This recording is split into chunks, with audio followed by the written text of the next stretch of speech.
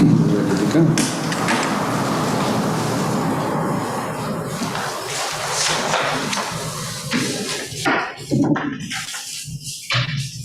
Good afternoon and welcome to the Planning Committee here on the 15th of July. Just to remind members and members of the public, this is being live streamed, and I'm Councillor Gary Marshall, I'm the chairman of the committee, and I'll introduce the committee. To my left is my vice chairman, Councillor Cook. To his left is Mr Clark, who's the chief legal officer. To my right is Mr King, who's the lead planning officer. Over to his right is Andy Watt, who's senior planning officer. And in front of us are the members of the committee. Procedures we are going to adopt today are that when you speak the normal way, lift your hand up and say you wish to speak. My vice chairman will take your name down. And when you wish to speak, don't touch the microphones, because the microphones are set up so everybody can hear, particularly on the live stream. And can you take your face mask off totally and then put it back on again when you finish what you've got to say. There will be a 3-minute pause between items while the public speaking and the public members who wish to speak. The area will be sanitised, and the computer, probably the cleanest computer we'll ever have, will be sanitised after each item. So, without much to do, can I just welcome Councillor Forbes to this committee? You've been on the committee not so long ago, really. So, thank you for volunteering again. So, item 1 on the agenda is to receive apologies for absence. I have, to apologise. Vice Chairman, can you read out the procedure, just in case something goes horribly wrong? Good afternoon, everyone. The building fire alarm signal is a continuous 2-tone alarm. On hearing the evacuation alarm, 1, leave the building by the nearest marked exit, left and right. Follow the green signs to the assembly point, large staff car park, opposite the entrance to the building. 3, anyone who cannot use the stairs will be helped by the officers present after the people have left. 4, do not return to the building until it is safe to do so and authorised by an officer. The whole of the council site is a no smoking area. Filming from the public gallery is permitted, but members please refrain from filming within the council chamber so as not to distract the meeting. Mobile phones must be switched to silent, please. Thank you very much. Thank you. And for the benefit of the council and the 2 members of the public who have just arrived, you came in through that door, and when you leave, you've got to go out through that door over there. So we have a one-way system through. So we're going to start the meeting proper now. So item 1 on the agenda is to receive apologies for absence of Councillor Cartwright, Councillor Gunnar White and Councillor Hatton. Item 2 is to receive declarations of interest from members in respect of any matter on the agenda. Members to raise hands if they have anything. Councillor Ball. Thank you, Mr. Chair. Thank you, Mr. Chairman. Just for it to be noted that I am a member of the Town Council Planning Committee, and we have looked at this application, but I will come with an open mind, Mr. Chairman. Thank you. Item 3 is to confirm the minutes of the meeting of this committee held on the 8th of April and the meeting of the annual planning committee held on the 28th of April 2021. Are all members happy with that? Great. And Lucinda, I forgot to announce that Lucinda will be taking the minutes today. I'll sign it for the first time. No one. Item 4 is to consider any items that the chairman agrees to take as urgent business. I have none. And so we now go to the substantial part of the meeting. And this is item 5. It's recommended for approval. It's DM/20/3310, 23 to 25 Bonwell Road, Haywards Heath, West Sussex, RH 164AB. And Mr. Watt, I think this is yours. Thank you, Chairman.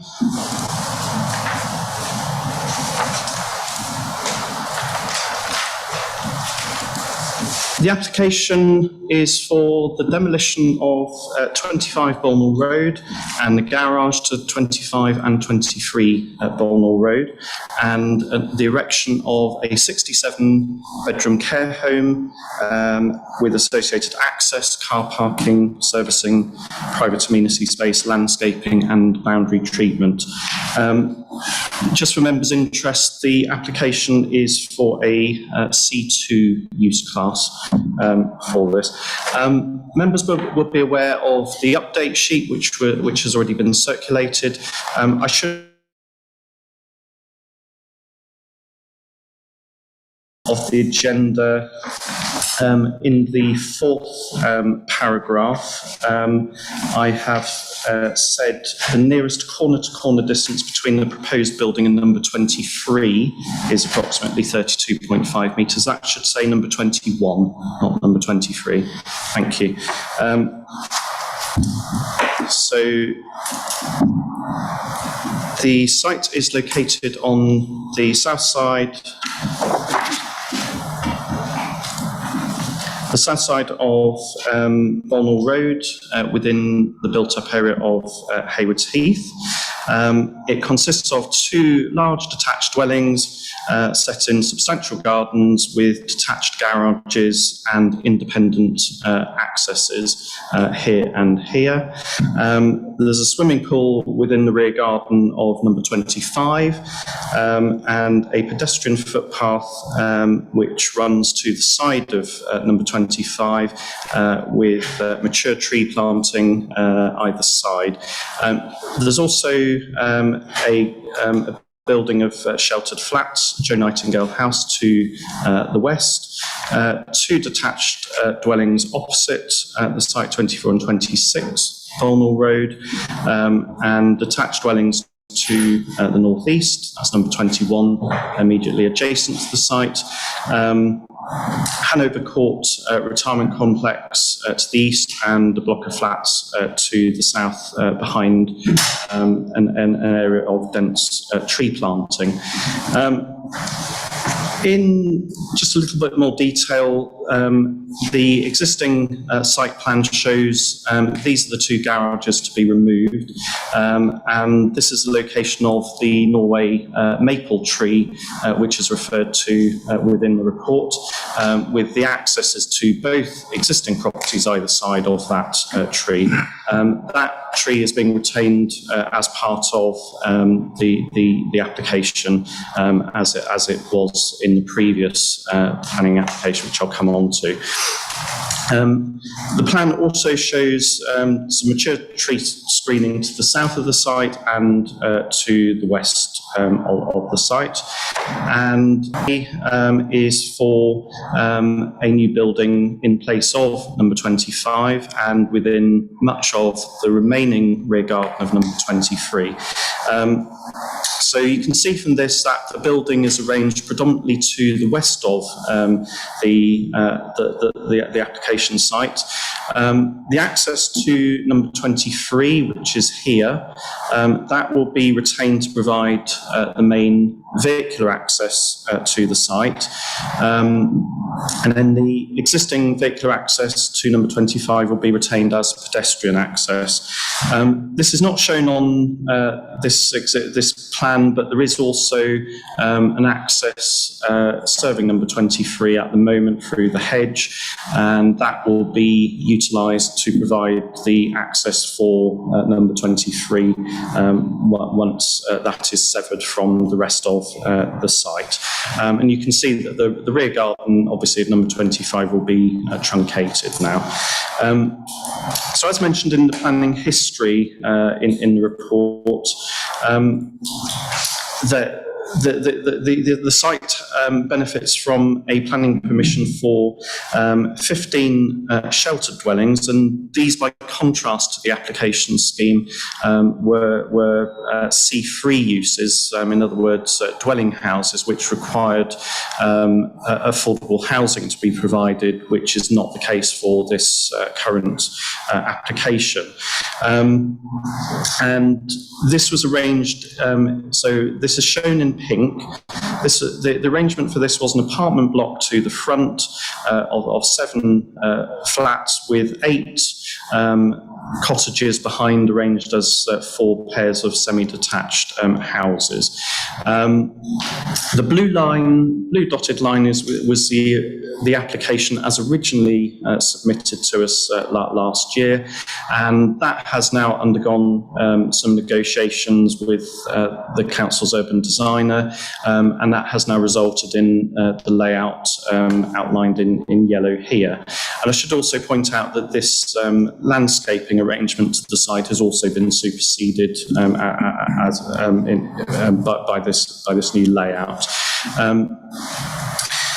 So the consented layout just shows just a little bit more clearly here how that compares to the demolished buildings. This is number 25, its own garage, and then the garage to number 23, and then the outbuildings and the swimming pool to number 25, and that's what replaced it. And just a little bit more detail, the access to this arrangement was down the centre of the site, utilising number 23's access with the car parking space behind the number 23, the apartments to the front, the cottages to the rear, each with their own private gardens at the rear, and then communal gardens around the apartment building. Just quickly in terms of the elevations, the apartment building is set over 3 stories effectively, with the top story with it set within the roof space, in an arts and crafts style, similar to the surrounding buildings, of brick, render, clay roof tiles, and black timber features on the gables, and a similar design for the cottages at the rear, arranged in this row at the rear of the site. For the street scene, you can see number 21 and number 23 both being retained, and then this is the apartment block at the front of the site, and the cottages visible through that entrance. So that is the permitted scheme. And what is before members now is for this single block, which is now arranged over 4 stories, or partially 4 stories. So this is the lower ground floor with the staff common room, changing facilities and plant provision. On the ground floor, which is a grade with the road, you've got sort of the main entrance here, which is directly in line with the entrance from Bolnall Road. You've got the reception area, residence lounges, dining rooms, and bedrooms, and amenities. So you've got things like linens, sluice rooms, nurse, drugs stores, and assisted bathroom and toilet facilities. And there's also a hair and a beauty room, sort of day room, garden room, and they're spread out around the building. So there's a choice of amenities for the residents. And then in blue are the residents' bedrooms. There's 20 on this ground floor. On the first floor, it's a similar arrangement of varying locations for the communal facilities. We're interspersed with the bedrooms and the amenities for the residents. And then on the second floor, a similar arrangement again, but this time within the roof space. And this is just the roof here, and you can see how this is quite a complex form of gables and dormer windows, which will be able to accommodate the solar panels referred to in the update sheet.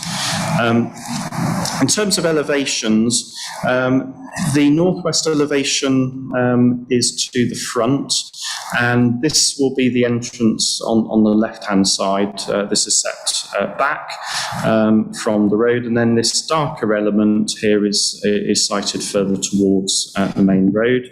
And you can see how that's broken up into quite a rhythmic arrangement, and you particularly see that on the side elevation, which obviously has a much deeper floor plan with gables and dormer windows. And here, this is at the rear of the site.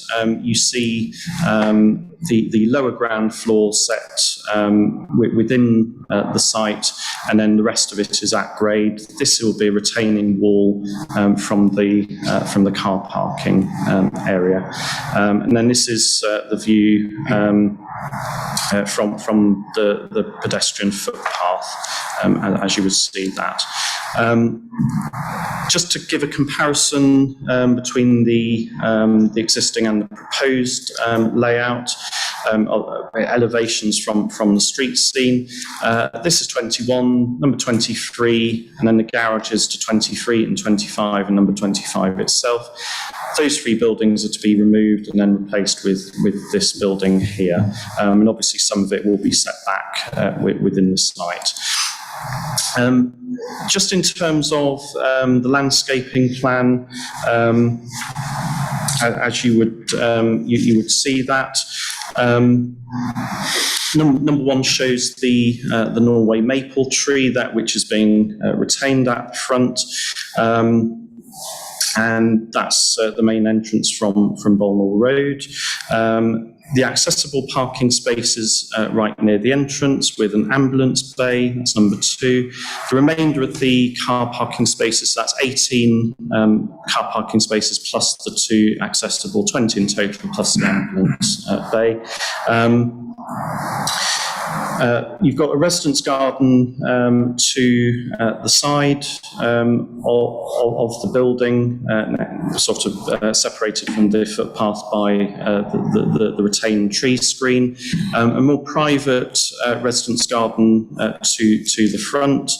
An orchard with a managed access, a gated access in the southeast of the site, and then a staff breakout area adjacent to the base, to the lower ground floor staff room, and the refuse and cycle storage to the side.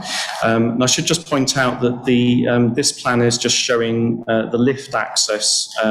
So the staircase, you've got 3 staircases throughout the building, 1, 2, and 3, and then lift access directly from the reception area, and then another lift access further towards the road. In a little bit more detail for the landscaping, it's a very thoughtful proposal which has been designed with the future residents in mind. So this is a grey tarmacked area for the circulation space around the building. This hatched area here and here will be the cellular confinement system, and that's designed to protect the roots of that Norway maple tree. You've got the car parking, which will be on block paving. Pedestrian paving will also be block paving, as indeed will be the entrance to the front, and to walkways all around the building. And then throughout, you'll have retaining walls to the orchard area to the south, a gate with an external staircase leading down to that garden area, and then the lower ground floor level will be at grade with the pathway, and then stairs and retaining walls all around the building to the west and to the north. So in terms of the landscaping, you can probably make out these smaller areas here,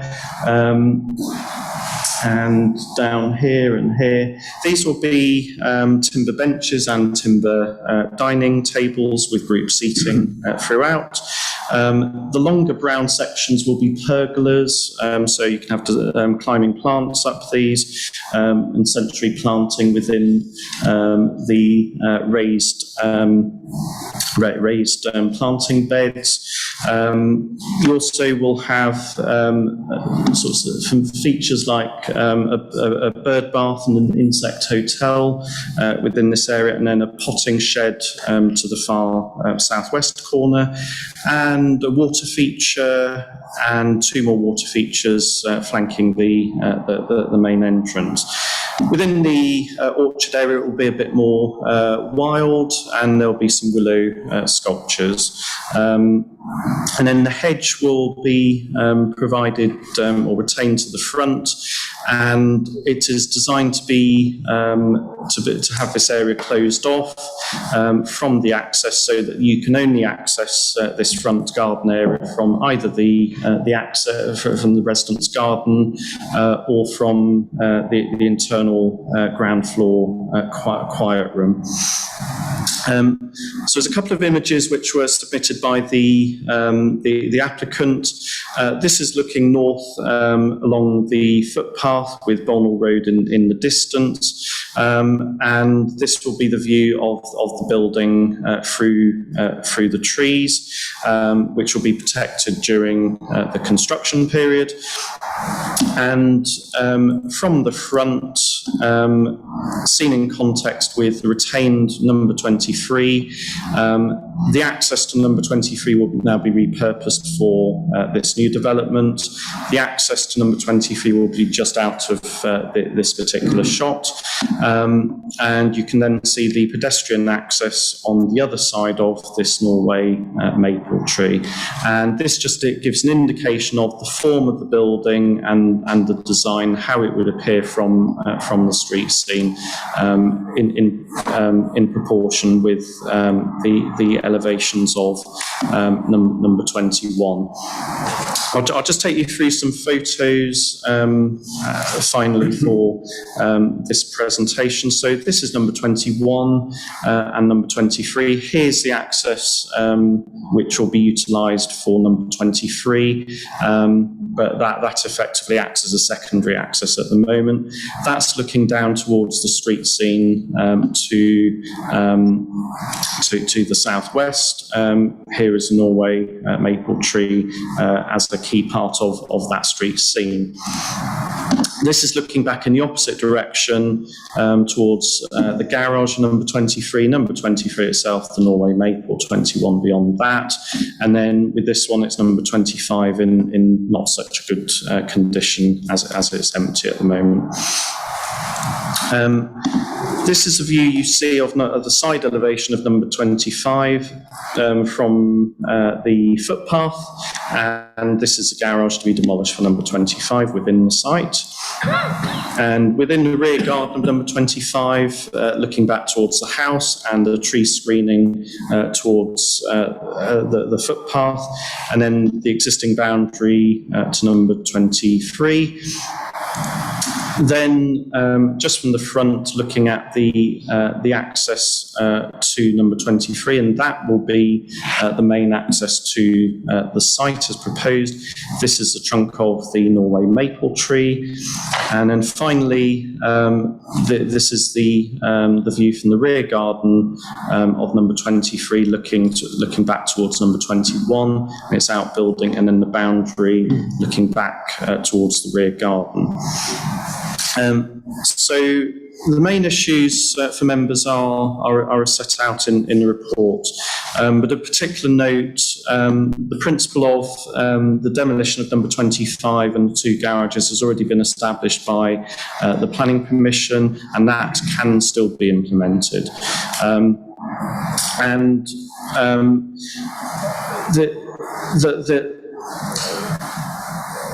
Essentially, this application is now for, it's not for a C3 use, as I've mentioned, so it is for C2 use. It is designed for a specific group of residents, and therefore does not require any affordable housing. For the reasons set out in the report, the application is recommended for approval. Thank you, Chairman. Thank you, Andy. All right, we do have three speakers. when I call your name, can you go to that chair which is vacant next to one of the councillors?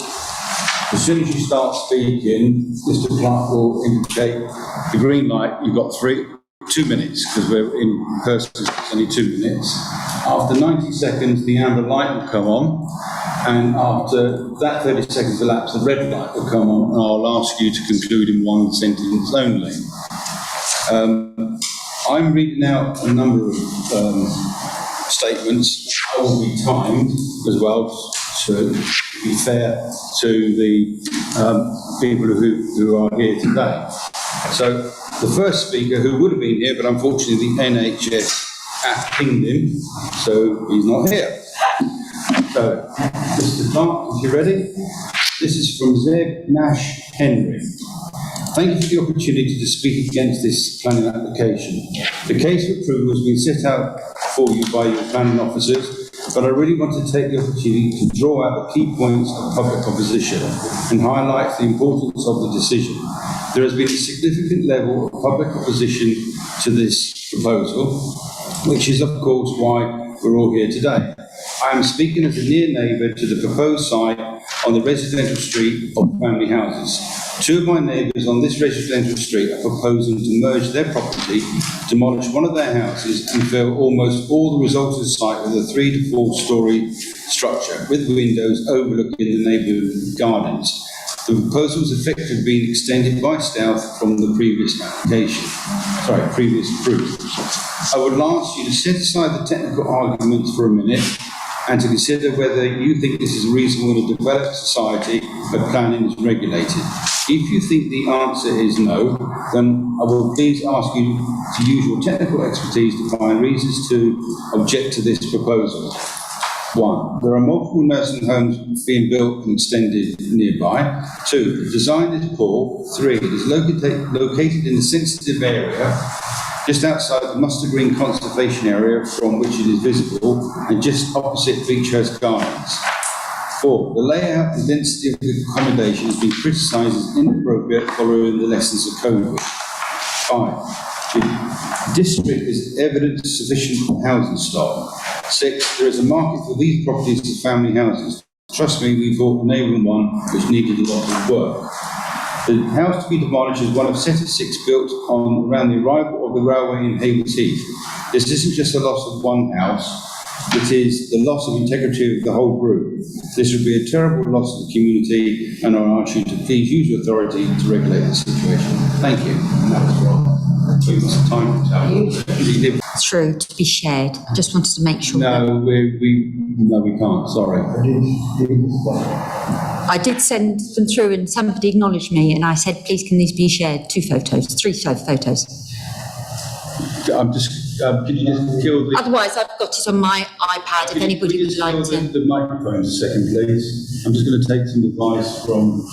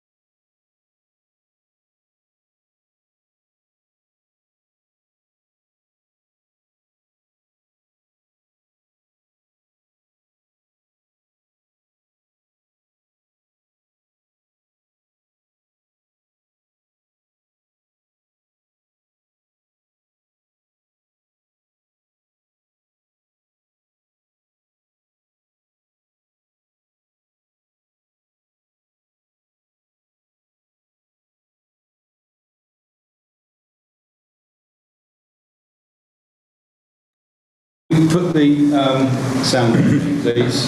Yep. And your 2 minutes will start the moment you start speaking, please. Okay, I am the resident of 21 Bolnell Road. There's no photographs from my side or pictures. The officer report relies exclusively on the consent of the previous application as justification for supporting this proposal in principle. The previous proposal assured the type of scale and development that would preserve the art and craft nature and appearance and integrity of the area.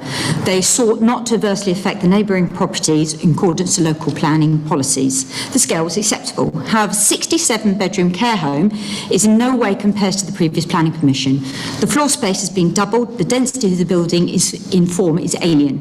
Just because the rear section of the development proposal won't be visible from Bolnor Road doesn't mean to say that it isn't from the rest of the angles. The scale and intensity of the purpose building is in excess of the reasonable and sensitive scheme of the local area, especially considering the large curtain glazing panels on all three corners of the building, causing substantial light pollution akin to an office block in the centre of a residential road. There's been no documentation evaluating the light pollution that were actually the building of the actual building, only landscaping delivered by Rambolds. This has not been mentioned. Please see the realism of these plans in the similar photographs. This is not, no specific evidence has been provided to demonstrate an actual need of another one at this scale. And who is it being care provider for this? In the pipeline, Beechhurst, 70 on 1.85 acres, 85, 2.57 Downlands, Oakwood Court, 33, 2 acres. This says it's 0.45 acres without removing number 23. This surely proves that it's a gross overdevelopment of the site. The lack of space to provide the same leisure and outdoor facilities as these other developments and the compounding effect of the traffic is being ignored. There's still a lot of misleading information. I urge members to refuse planning permission. Conclude in one sentence, please. Okay. I urge members to refuse planning permission that this is overdeveloped proposal and there is clearly and compelling grounds to do so. Thank you very much. You can go back to where you were sitting now. I understand now the officer's going to sanitise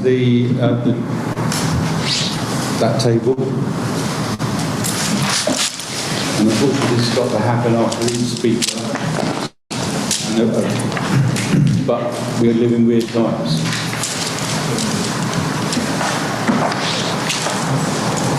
Rob, I think you're going to be the cleanest you've ever been. You feel good. I just feel that comes to my head. Thank you. Mr. Daly would come to the same location. You've seen it just been cleaned. And if you'd like to remove your mask when you start to speak, and you will have 2 minutes, as indicated by the green light, when you start to speak. Thank you for the opportunity to address the committee. My name is Damien Wood and I work for Frontier Estates, the applicant.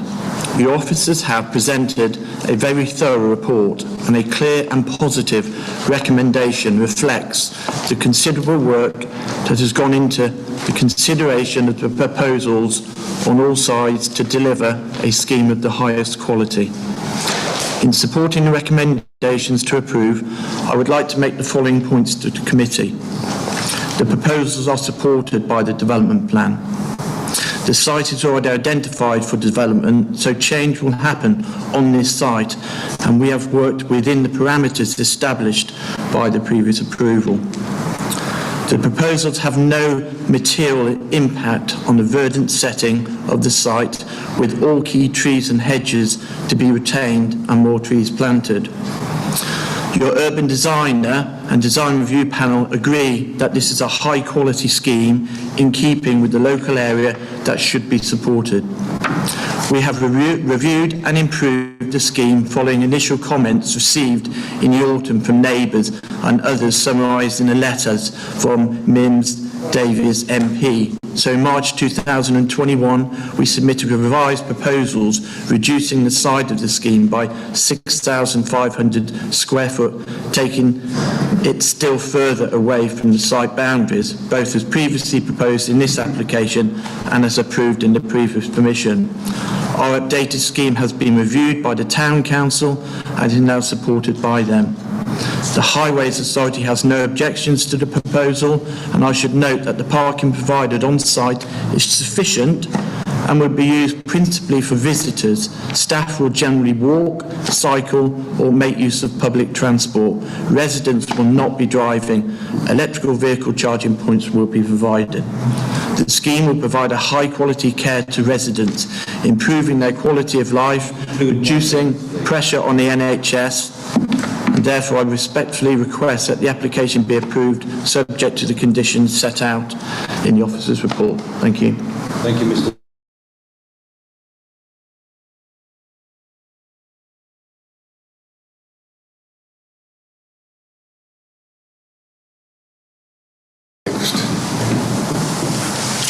I'll be allowed in the house at home.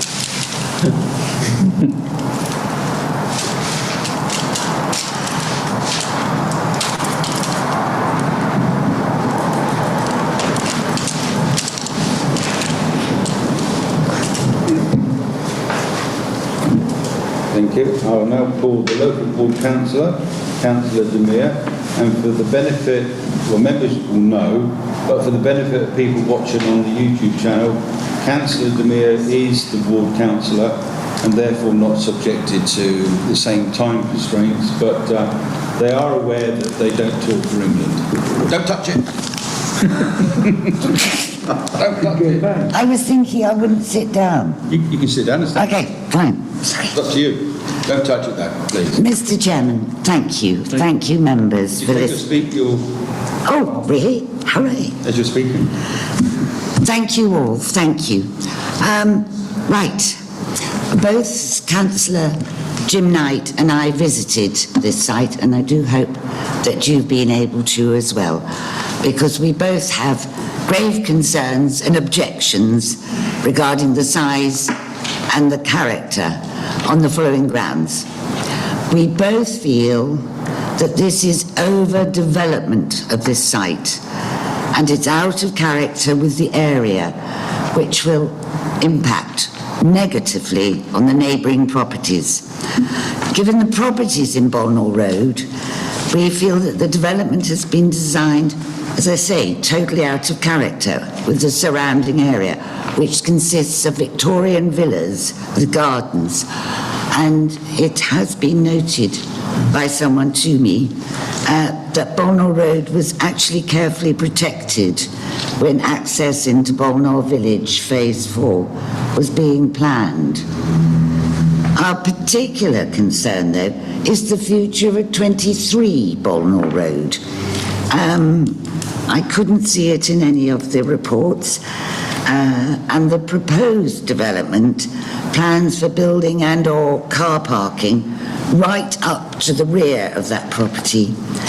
Because of this, we feel it will never be sold as a private home, and we'd both like to know the future of that building. Lastly, we would question the necessity of yet another residential care facility in this area, as there is, as you know, a plethora of such facilities within a 1 mile square. Another one was given permission last week. However, I do realise this might not be an appropriate decision for this committee. I thank you, Mr. Chairman. Thank you. Don't touch this microphone. Thank you. I'm just going to wait before we start to be sanitised again, please. Could you just give microphone? Can you give the microphone a I'm quick? sorry, I don't No, know. don't. I didn't actually touch it, I don't think, but just in case. I'll talk. They're not our microphones, you see. Oh, I see. They're not ours. Probably not. No, you don't. Yeah, he will.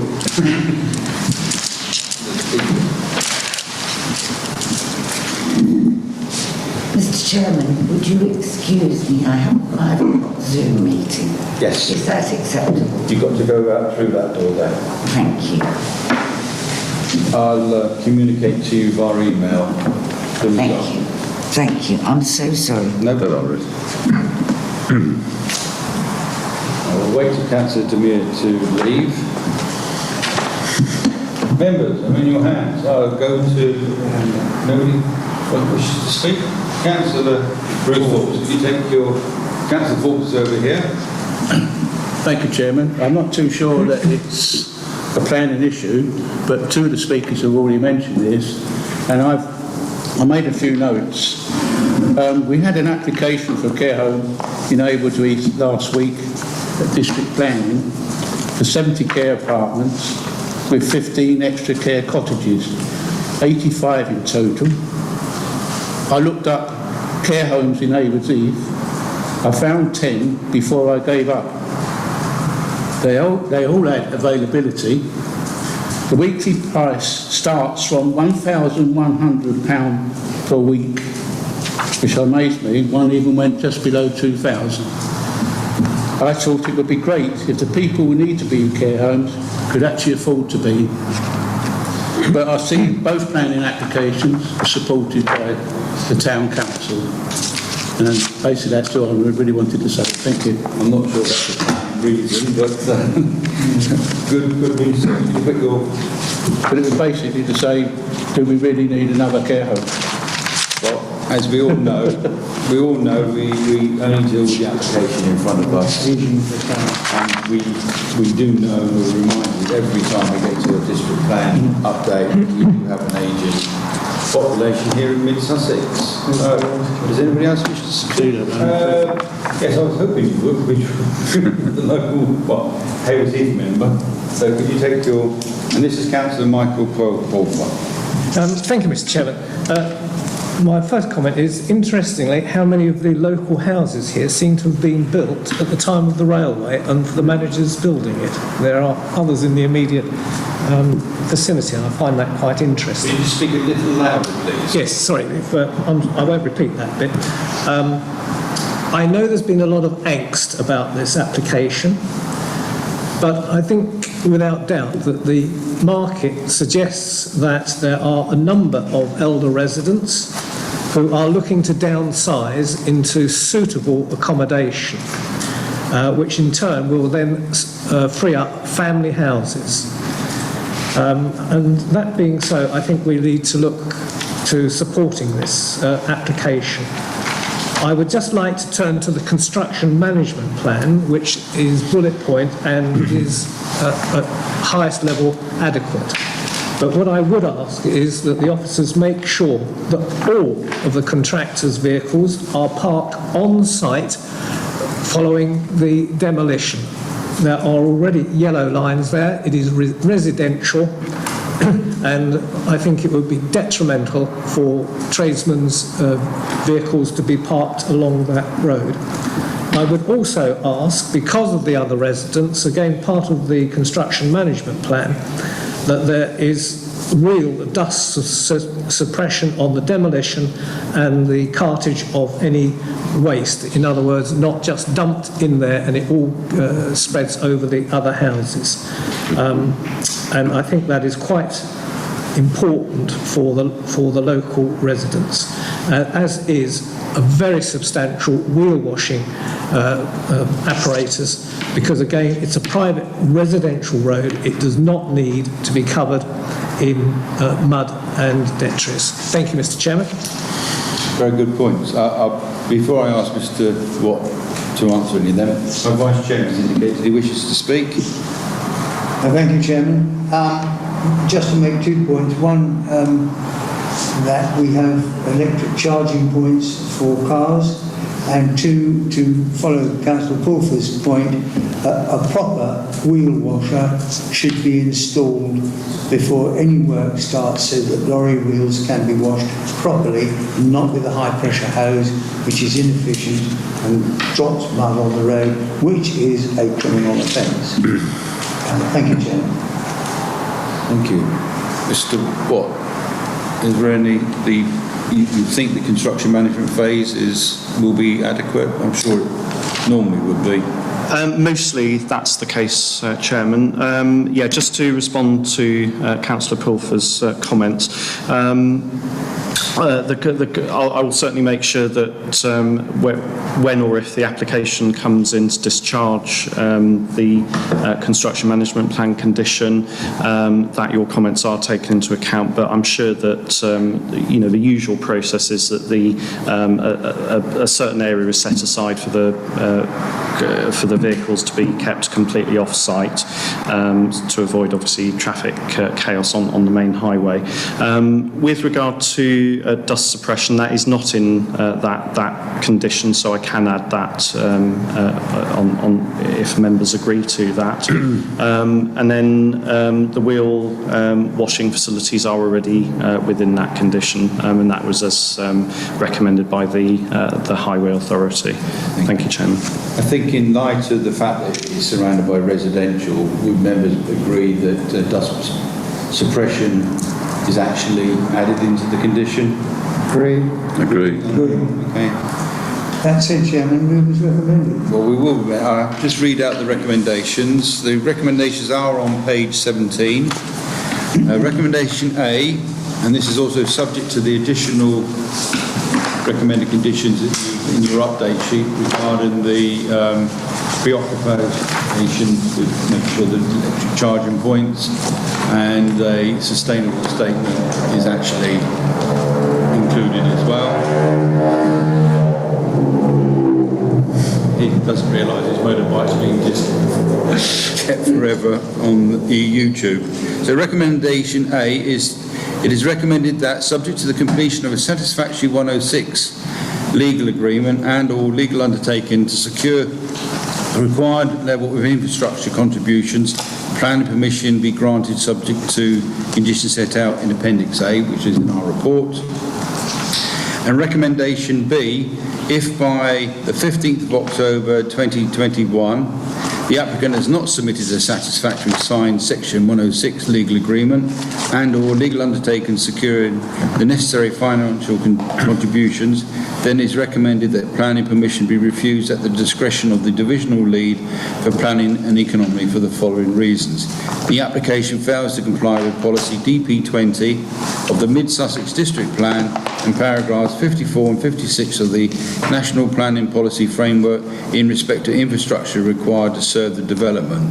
Members, we would normally indicate by hand, but the new rules say that we have to do a recorded vote, and Mr. Clark will. So if you're for it, oh yes, I need to second it. Councillor Pulford, as you spoke, would you like to second it? Mr Chairman, I'd be delighted to second it. Thank you. Councillor Coote, my Vice Chairman, is proposing it. Councillor Pulford is seconding it. And Mr. Clark, if you can read out, it's for or against or abstain, please. Thank you, Chairman. Councillor Coote, for. Councillor DeBell. For. Councillor Eggleston.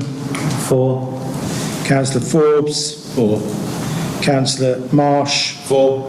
Councillor Phillips. For. Councillor Pulfer. For. Councillor Sweatman. For. Councillor Walker. For. That's unanimous, Chairman. 9 in favour. Thank you, Mr. Clark. Can I ask if you leave out this door over here, please? We now have to take a 3-minute break at Rocks. So I think you killed these sounds a bit, yeah?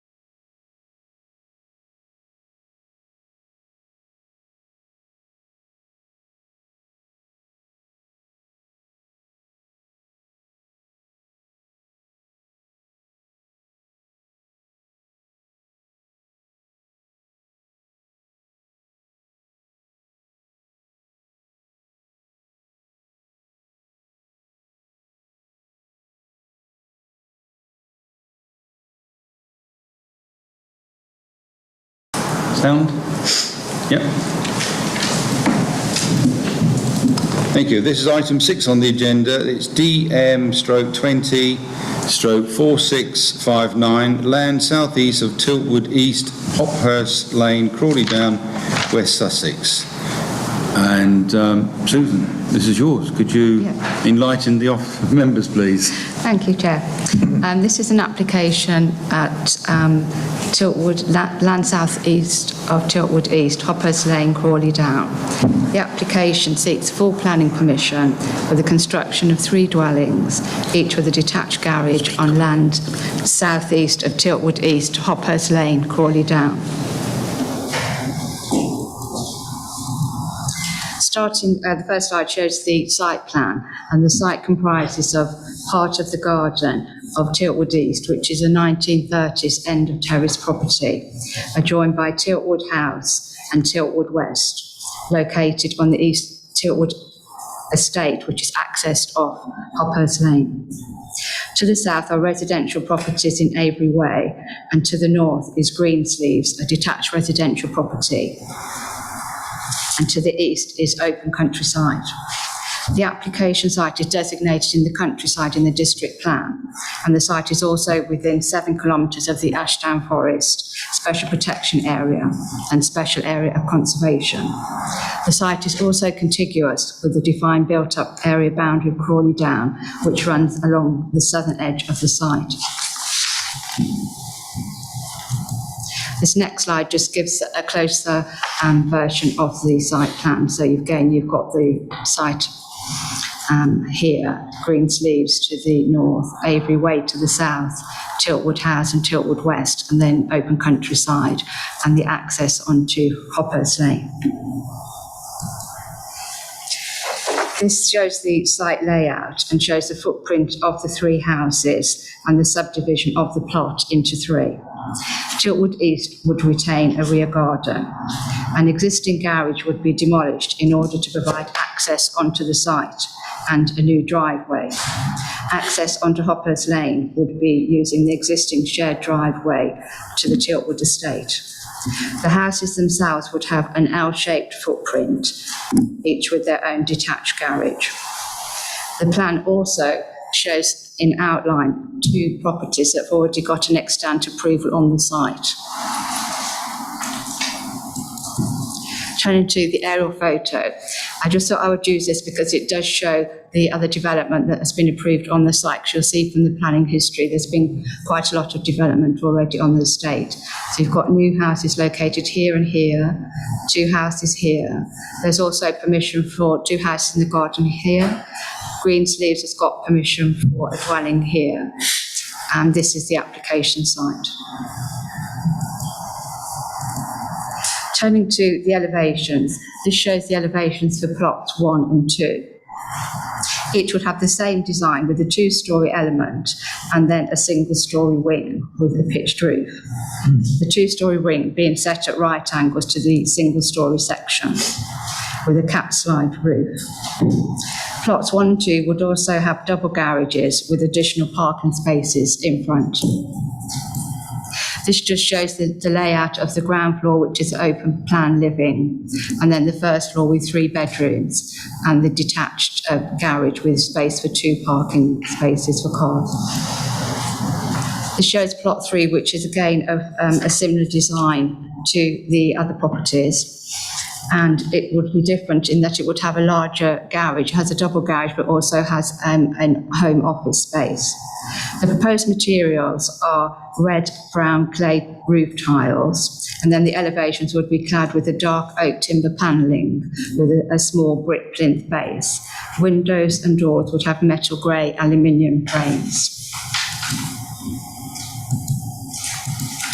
This slide just shows again the floor plans for the house with the open plan living, 3 bedrooms, and then you can see here the home office, which would be additional, not 3.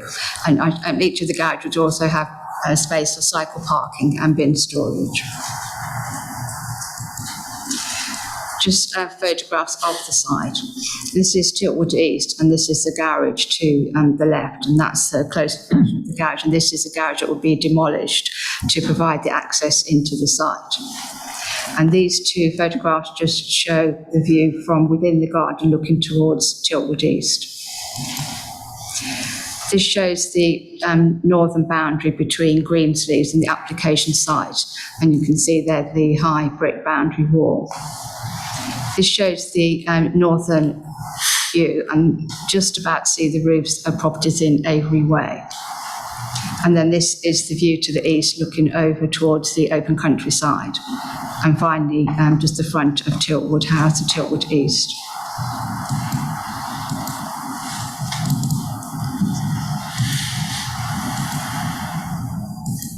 So I just thought I'd also include these photographs because they show some of the development that's already happened on the site that have been built out.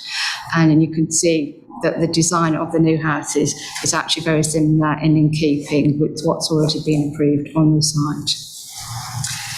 In conclusion, the application site lies in the countryside, but in this case, the site is contiguous with the built-up boundary of Crawley Down and proposes less than 10 units and would therefore be compliant with policy DP6.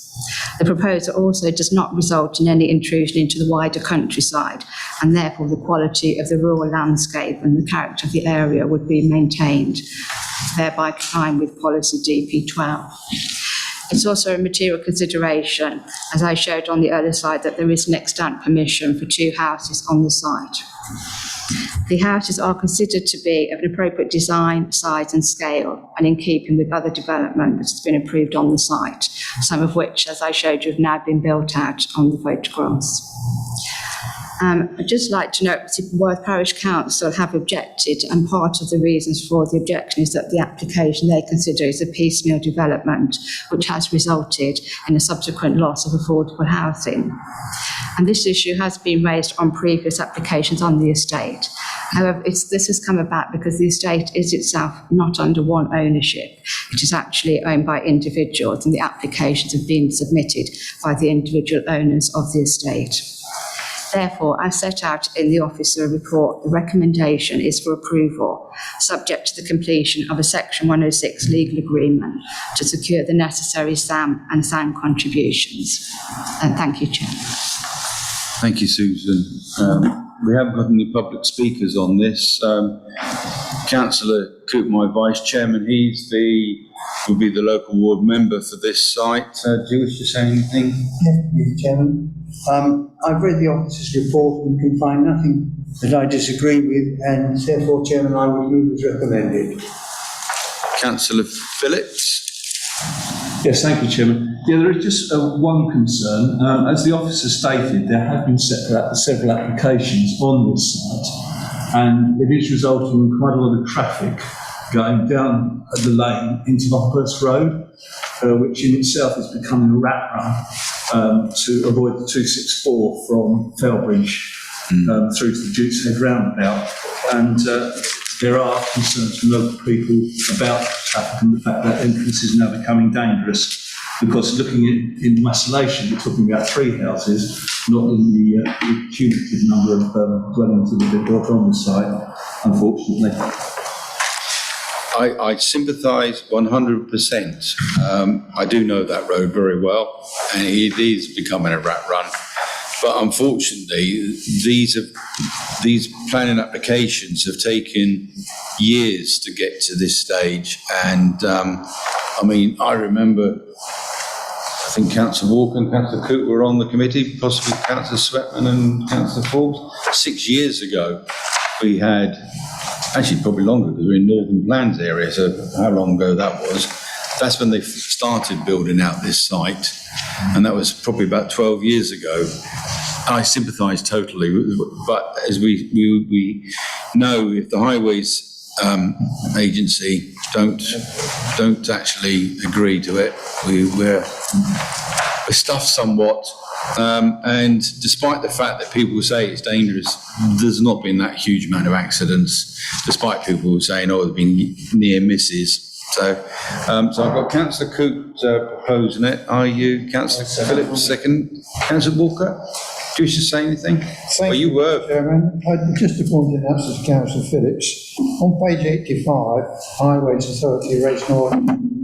Yeah. Once again, takes a desktop study and we hung and dry by their opinion. I sympathise with what you said, but they don't restrict me.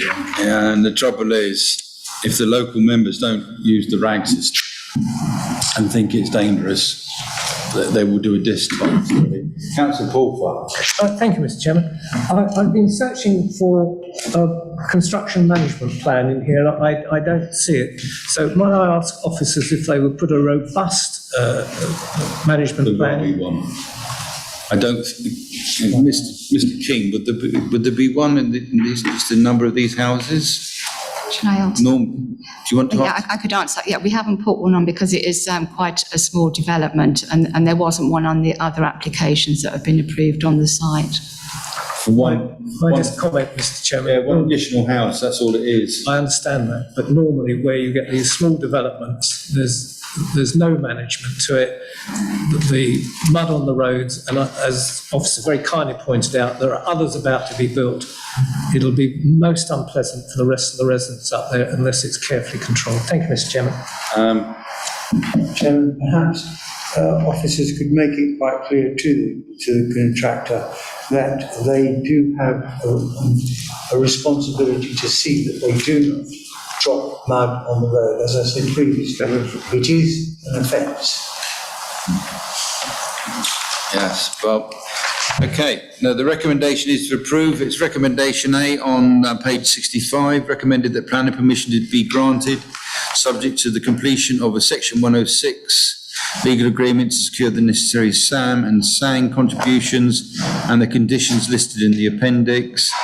Or recommendation B, recommended that if the applicants have not entered into a satisfactory section 106 agreement to secure the necessary SAM and SANG payments by the 15th of October 2021, then the application be refused at the discretion of the divisional lead for planning and economic for the following reason. The proposal does not adequately mitigate the potential impact on the Ashdown Forest Special Protection Area, SPA brackets, and the Special Area Conservation SAC brackets, and there will be contrary to the Conservation, Habitats and Species Regulations of 2010, Policy DP 17 of the District Plan, in paragraph 175 of the National Planning Policy Framework. Mr. Clark. Thank you, Chairman. Councillor Coote. For. Councillor DeBell. For. Councillor Eggleston. For. Councillor Forbes. For. Councillor Marsh. For. Councillor Phillips. For. Councillor Pulfer. For. Councillor Sweatman. For. And Councillor Walker. For. 9 in favour, Chairman, unanimous. That recommendation is passed. We will take a small break this time while the officers depart and that part is clean for the next officer to come. Are we killing the...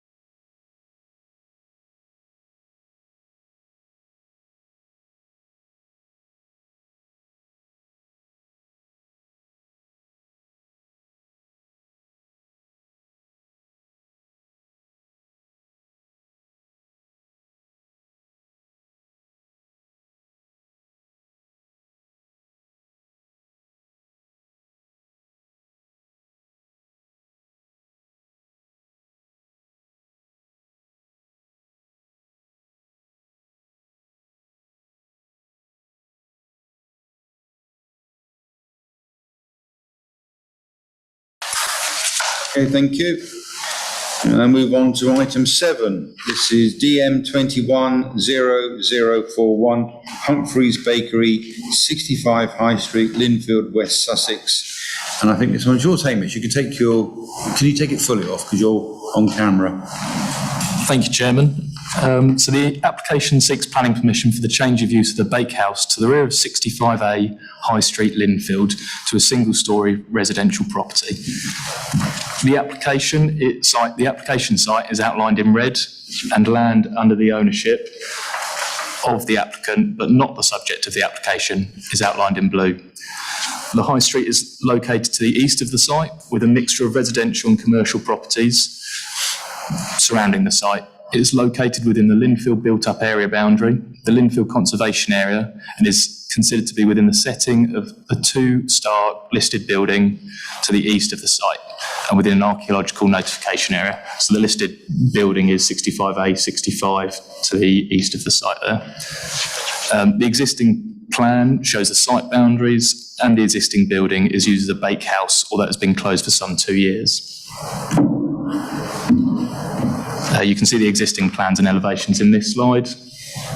Again, with the area, the site location outlined in red, and then land under the ownership of the applicant, but not the subject of the application, outlined in blue.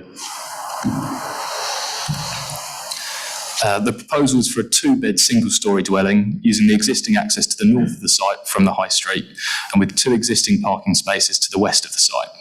The proposal includes minimal external alterations to the existing building, consisting of replacement windows and doors. There's a new French doors and shutters to replace the existing doors on the west end of the site as well. Just there.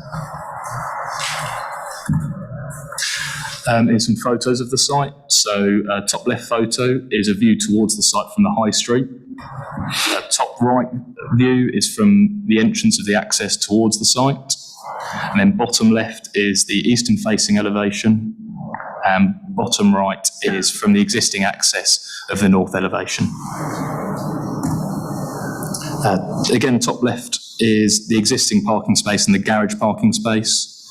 Top right is a view of the northern facing elevation, and bottom left a view of the existing east facing conservatory. Bottom right, another view of the entrance to the existing access. The main issues have been set out in the report. The proposal will provide a new dwelling within a sustainable location within the built-up area boundary of Linfield, and it would not seek to convert the existing commercial unit at 65A High Street. There are minimal external alterations proposed, and the proposal is considered to be acceptable in terms of its design and visual impact. It is considered to preserve the setting and special interest of Linfield conservation area and the setting of the listed building. It would not cause significant harm to neighbouring properties, amenities, and provide a good standard of accommodation for future occupiers. The Local Highways Authority have raised no objection, and as such, it is recommended for approval in accordance with the conditions outlined in Appendix A. Thank you, Chairman. Thank you, Hamish. We do have 3 speakers, and when I call your name out, could you come to the location which Stanley's just indicated? And the first speaker is David Macmillan. Once you get there, you can remove your mask. You've got 2 minutes to state your case. The legal officer will, when you start speaking, the green light will come on.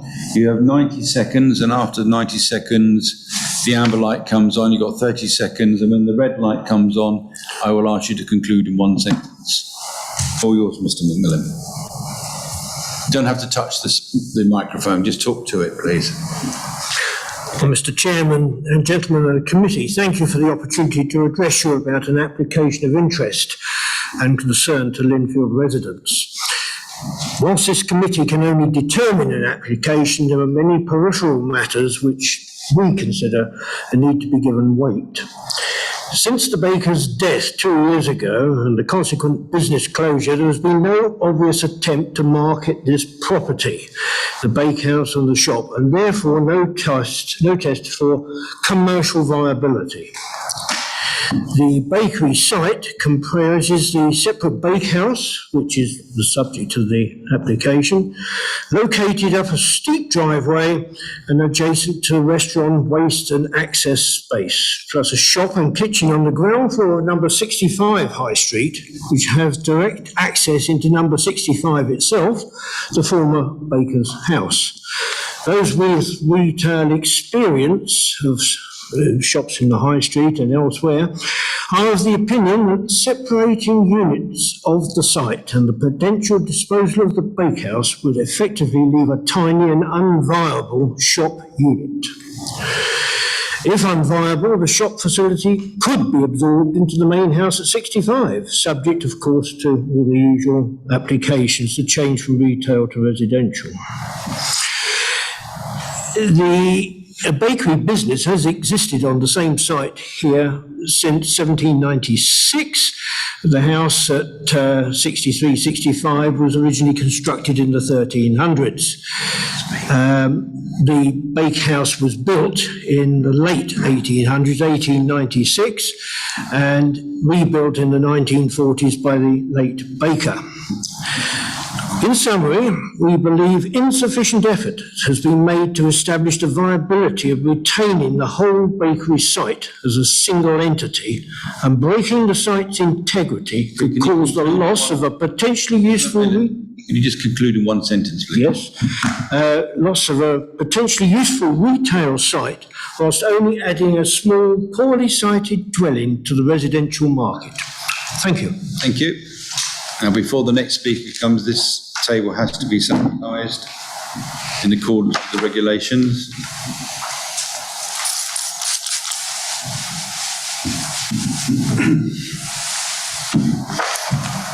I should have gone.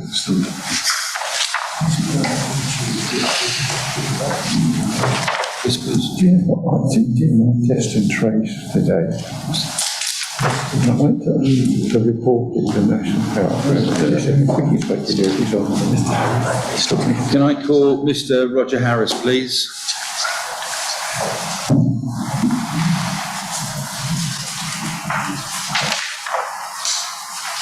I think you've been here enough times, Mr. Harris, to know the score. Thank you. Can you take your mask off, and as soon as you start speaking, Mr. Clark will put the green light on. Thank you. Good afternoon. My name is Roger Harris. We submitted our planning application to Mid Sussex District Council in December 2020 for a change of use from a bakery to residential use. We received confirmation the following day that our submission had been validated and were given the reference number DM210041. I would confirm also our application was delivered by hand to the council offices as we sought confirmation that if any further information was required from us, we could respond immediately. It was not until early February this year, 2021, that a historical report, we were informed, was required. And at that time, this was pointed out by the Conservation Officer and indeed should have been submitted with our application prior to validation being granted. As requested, a historical report was prepared and submitted to the Council. There were various local objections submitted to our application on the assumption, wrongly, that there would be a loss of retail space. Our request applied to the bakehouse only, a detached single-storey building constructed of brick in 1897. No doubt the committee members, with their local knowledge and indeed understanding of planning, will be aware of how difficult it is to find a potential bungalow in such a convenient location, together with car parking and a garage. I trust the members will follow the planning officer's recommendation and grant the planning consent. Thank you. Thank you, Mr. Harris. If you'd like to resume your seat over back.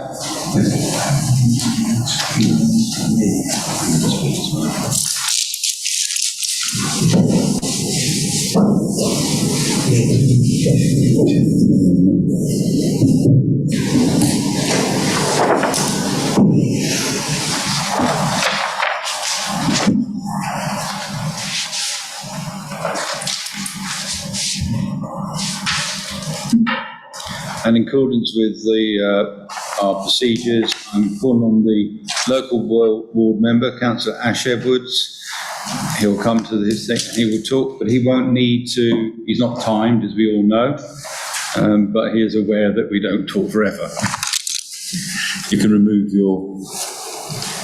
I'll be very brief, Chairman. Good afternoon, colleagues. The number of issues that people in the community are concerned about around this application, I think, be worthy of the committee's time and consideration briefly. Linfield has a very vibrant local economy centred around its high street. It's very fortunate as a village to have such a strong economy, which really does add to the character and the vibrancy of the village. The site and the adjoining retail units are quite, have a lot of local affection based around the history of the business that was located there. And I think that one of the concerns that does exist is the sense in which the bakehouse, while not forming part of the retail unit, was very significant to its operation. That the retail unit itself is very small, and I think there is a concern which has been made by the Parish Council and the Preservation Society and a number of residents that actually without the bakehouse, the retail unit is unlikely to be able to function, and that loss of commercial space, both now and potentially in the future, is potentially detrimental to that economic vitality of the village. And so I'd like the committee to consider that, please, Chairman. I have obviously read in the officer's report the point that's been made around permitted development and the pending change, which has been brought in by the government since this application was made and called in. And so I do appreciate that it's left in a slightly sticky situation. Chairman, but I would be grateful if those points could be considered. Thank you. Thank you. Would you like to take your seat back at the back, Councillor Ashwood?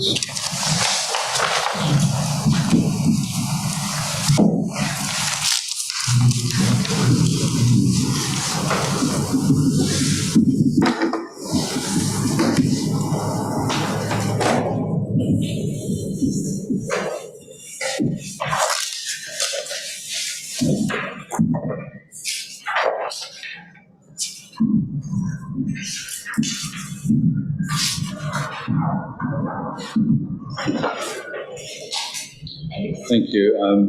Nobody's indicated to speak. This is an interesting application because we're, dealing on emotions. Because I've known this site since I moved to this area, and I have used it on many occasions. However, that shouldn't detract from what we've got in front of us. But I think we've got to take in consideration two of the speakers and the ward councillor, well, one of the speakers and the ward councillor, that, this is a loss of facility that may not ever come back in its present form. Now, I'm very lucky in my ward and Councillor Forbes' division in Ardennigh. We have a really big, vibrant bakery there. Fellows have known it, but they've got a bakehouse behind them. So without the bakers, they won't be able to make bread on site. So they'll either have to import it in or not. So we've heard what the planning officer has said, and we've heard what the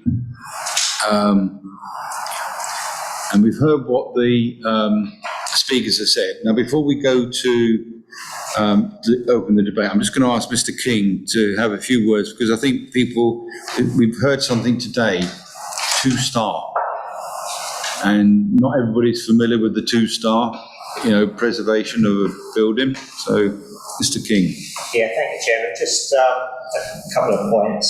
In terms of what grade 2-star means, when you have a listed building, they're divided up into 3 categories: grade 2 star, grade 1. The vast majority of listed buildings are grade 2, about 91%, there or thereabouts. Grade 2 star is just under 6% of grade 2, so they're slightly higher quality, if you like, in terms of listing. And then grade 1 is the top 2.5% or so. So those are the exceptional buildings in terms of the listing. In terms of how they're dealt with in planning, but it's the same test that you have to have regard to the impact of development on the settings of listed buildings, and that's set out in the committee report on pages 102 and 103 onwards. And just one other point I think is worth making in respect of the use of the site. You see on the bottom of page 99 that the site is now what's called Class E, and that was brought in by the government in September, and was a very significant change to the use classes order, because it amalgamated a whole series of different uses all into one use class. And you'll see at the bottom of page 99, Class E covers the following uses, and it lists a whole series of things.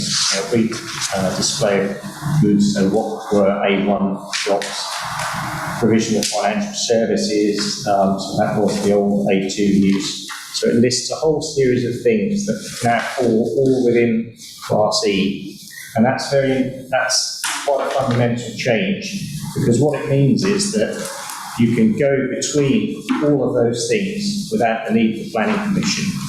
Changing between these things isn't development anymore. That's a very fundamental change that's been brought in.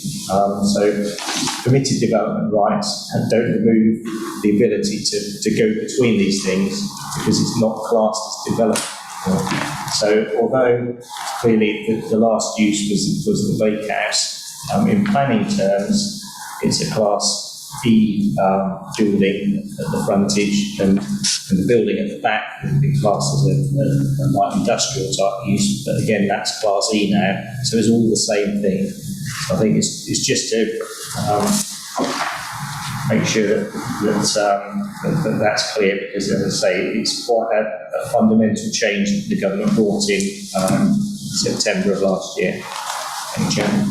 Thank you, Ms. Skin. That's very worth knowing that as well for our future use. I have a number of speakers. I think Councillor Phillips, I think you indicated first.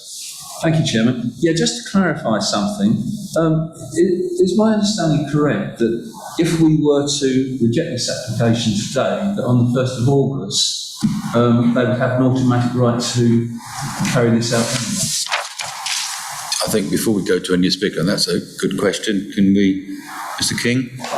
Well, Hamish? from the 1st of August, those further permitted development rights to change buildings from Class E to residential come in. They're subject, or will be subject, to a prior approval process, where the council can look at very specific criteria, not necessarily the principle. You can look at, I'll go through the transport impacts, contamination risks, flooding risks, impact of noise from commercial premises on the intended occupiers for development. Where the building's in a conservation area, which this site is, you can look at the impact of that change of use on the character and sustainability of the conservation area, the provision of adequate and natural light in the habitable rooms of the dwelling house. And I think the criteria regarding the impact of the change of use on the character or sustainability of the conservation area, that's directed really at frontage property. So try and prevent the loss of retail floor space, for example, on the high street itself. So you can take that into account. I think in this case, because it's not right on the frontage, I think it would be very difficult to say that in a prior approval application that there is an adverse impact on the character or sustainability of the conservation area. So those PD rights, say, come into August. Obviously, it's up to the applicant, depending on what happens today, what they choose to do in the future. Good question, Councillor Phillips. Good question. Councillor Walker. Thank you, Mr. Chairman. Picking up on what Mr. King had just said, what happens in the future is conjecture. It's not what is before us here today.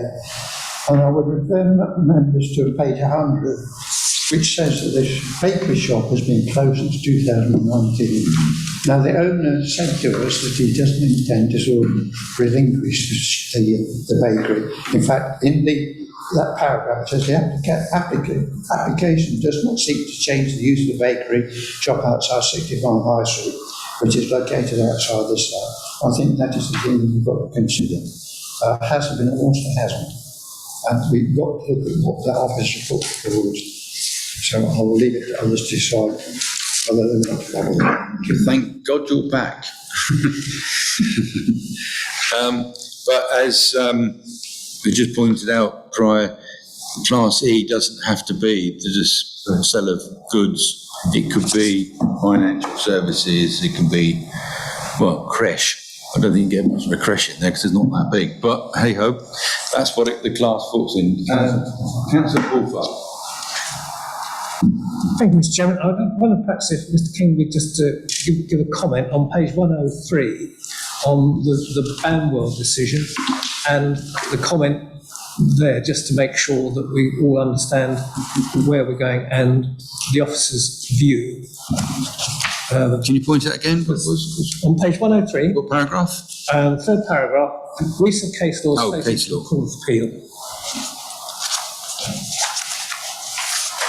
Mr. King, can you? Yeah. If Mr. King would be just kind enough to give a little oversight as to how that influences this application. Thank you.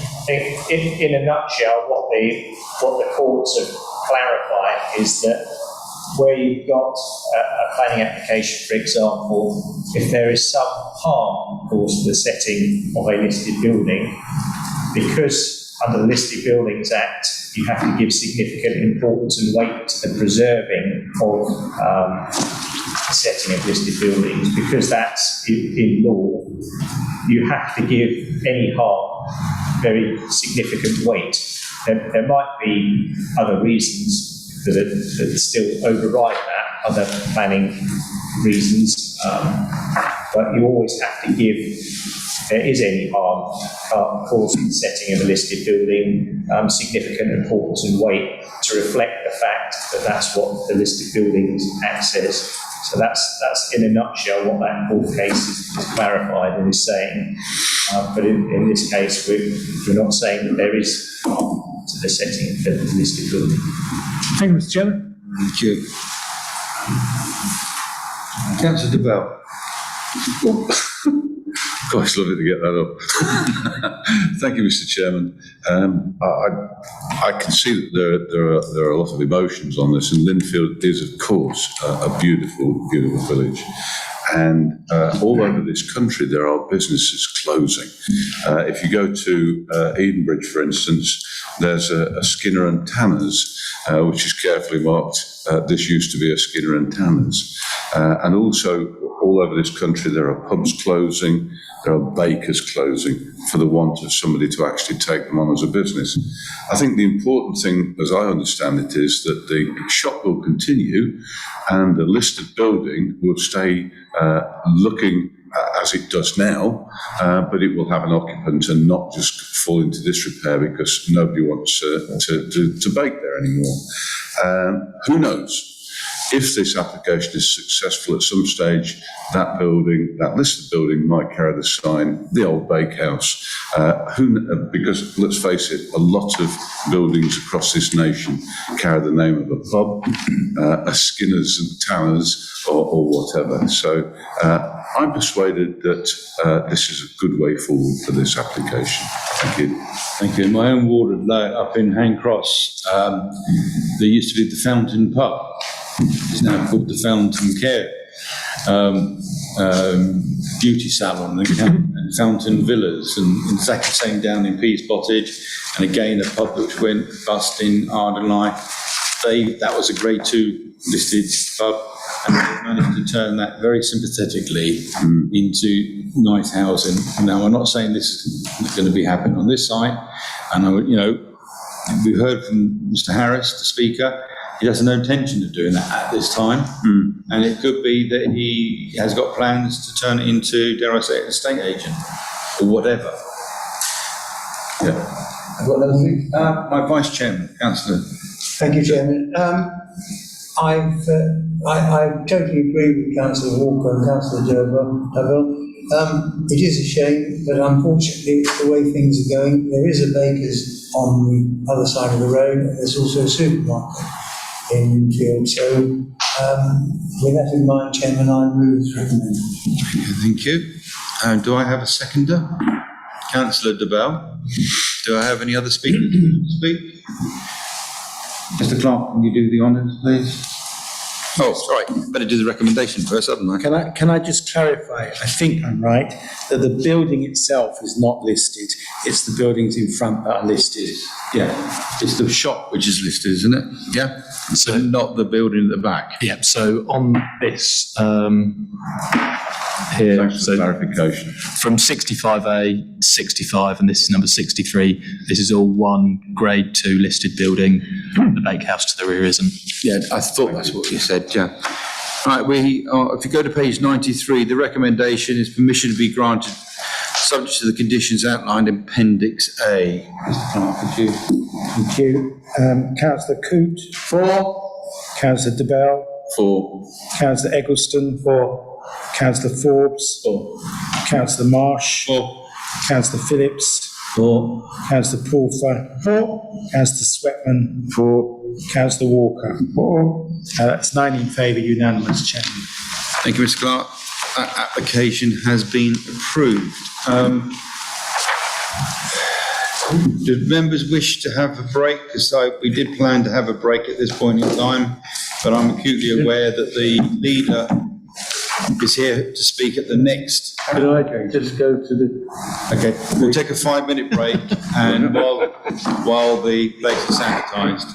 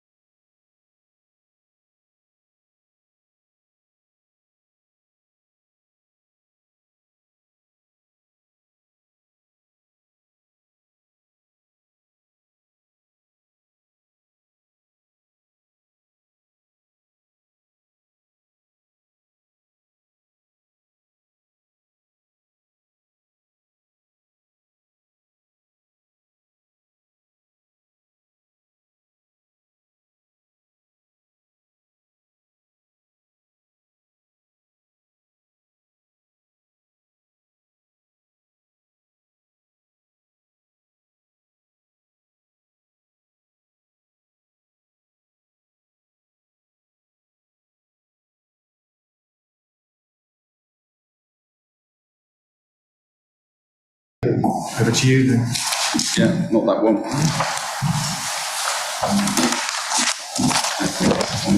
Right. Okay, thank you. Right, this is item 8 on our agenda. DM 210485, Milton House, Black Hill Lane, Linfield, West Sussex. And I think this one's yours, Debbie. Yes, thank you, Chairman. So this application concerns Milton House and Black Hill. It's for the proposed two-storey replacement rear extension. Amended plans have been received on the 13th of May, showing alterations to the design, scale and form of the extension. So here we can see the outline of the application site. The property is a semi-detached Victorian house built in the Gothic style, situated on Black Hill in Linfield. The dwelling house originally formed one large dwelling house with the adjoining property Ladywell and appears to have been subdivided in the 20th century. To the east of the site, we have a private access road, Little Black Hill, which serves these properties, which were granted planning permission in the late 1980s. The adjoining property to the north, Primavera, is a detached house situated at a slightly lower level to Milton House, with a detached double garage and a greenhouse situated in their back garden. The adjoining property at Ladywell benefits from a large garden, and then to the west we can see a private lane. There's a group of Grade 2 listed cottages here at Pelham Place Cottages, and I should also draw your attention to St Anne's, which is a Grade 2 listed house situated further to the east of the site. Now, concerns have been raised by local residents that the application would be detrimental to the setting of this group of listed buildings. The extension will be sited to the rear, and the council's conservation officer has advised that she considers that there would be limited intervisibility between the proposed development and the listed buildings situated to the west and east. Therefore, we do not consider that the proposal would be detrimental or harmful to the setting of the listed buildings. So here we can see there's a black outline showing the extent of the existing two-storey rear extension. The proposed extension will replace this and will have a larger footprint, extending slightly further to the east by 1.8 metres. The extension will project no further or closer to the adjoining boundary with Primavera to the north. A single-storey lean-to infill extension is proposed to the west of the two-storey extension, infilling between the extension and the boundary wall with Ladywell. Works are also proposed to create a partially glazed link extension, linking the replacement extension with the original part of the dwelling house. So here we can see the existing floor plans for the property, and here we can see the outline of the existing two-storey rear extension. There's an external set of steps providing access from first floor level to the rear garden area adjacent to Ladywell.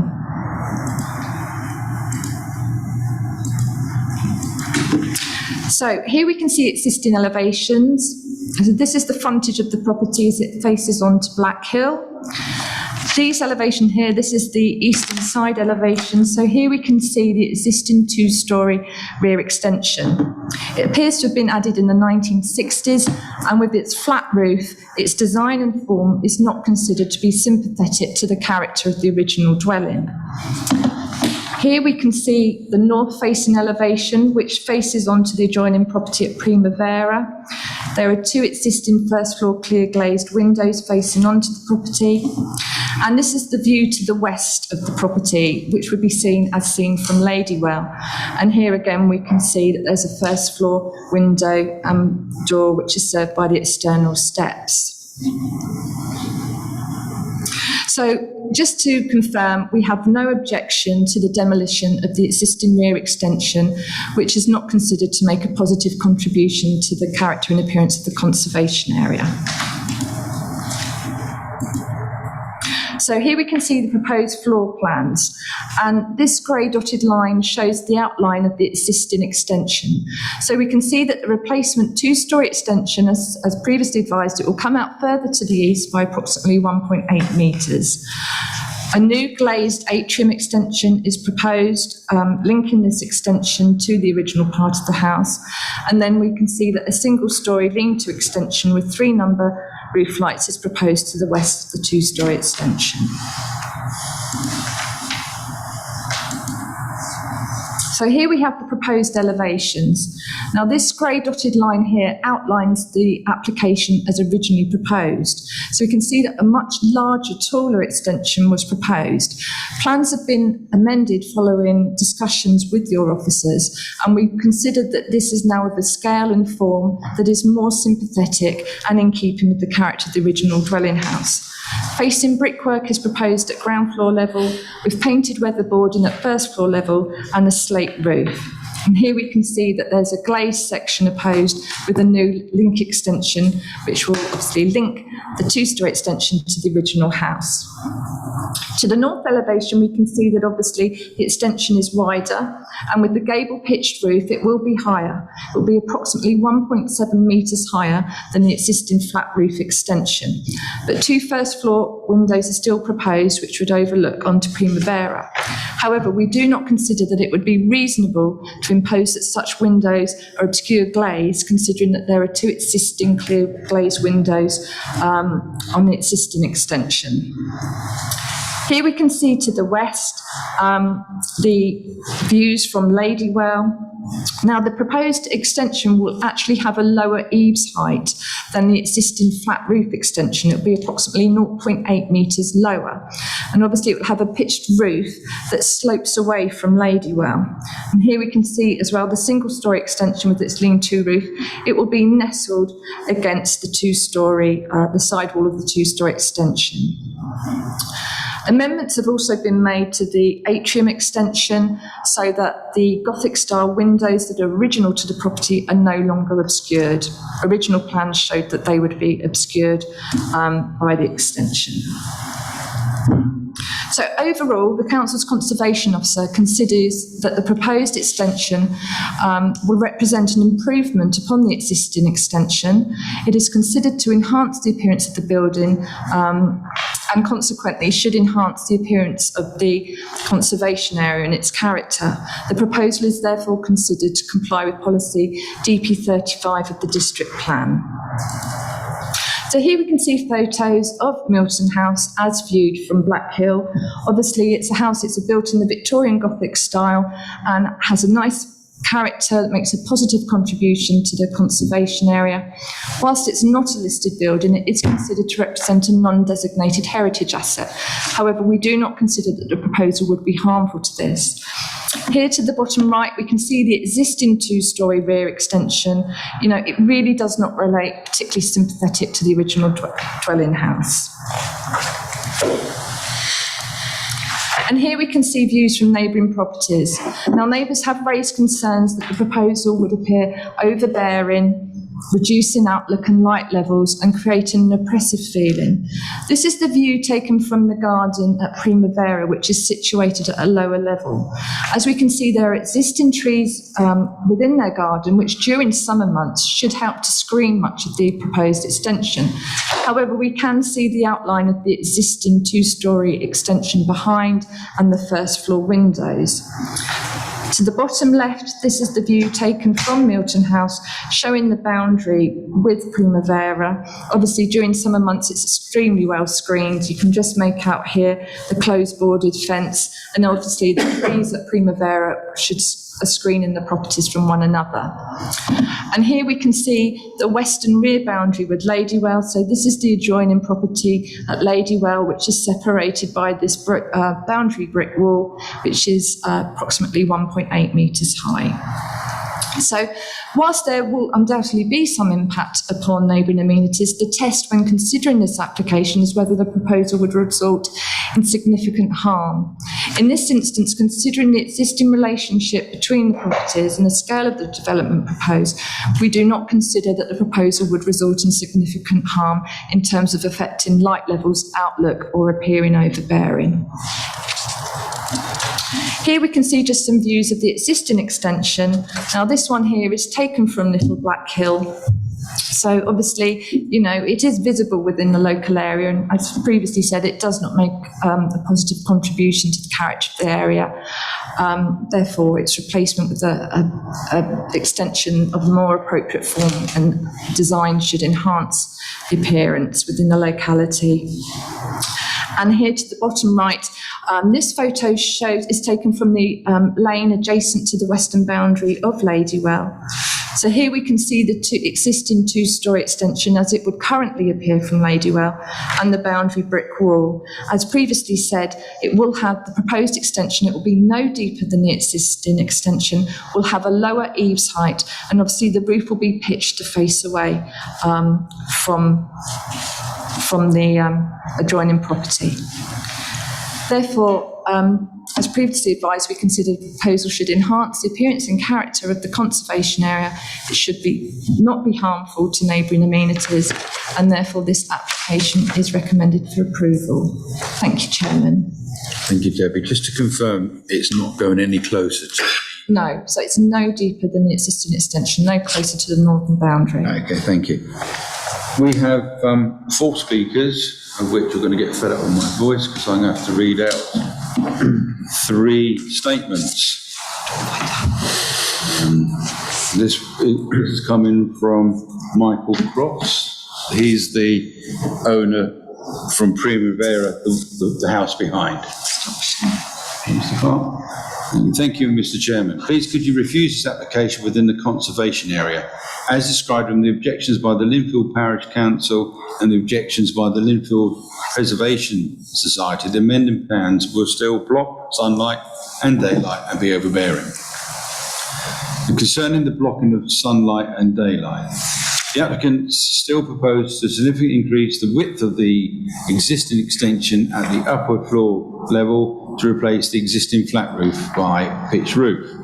The amendment proposals will therefore cast an unacceptable shadow over Primavera garden and greenhouse, especially during the winter and spring when the sun is lower and the trees are not in leaf, i.e. during the critical late winter-spring growth period for fruit and vegetables.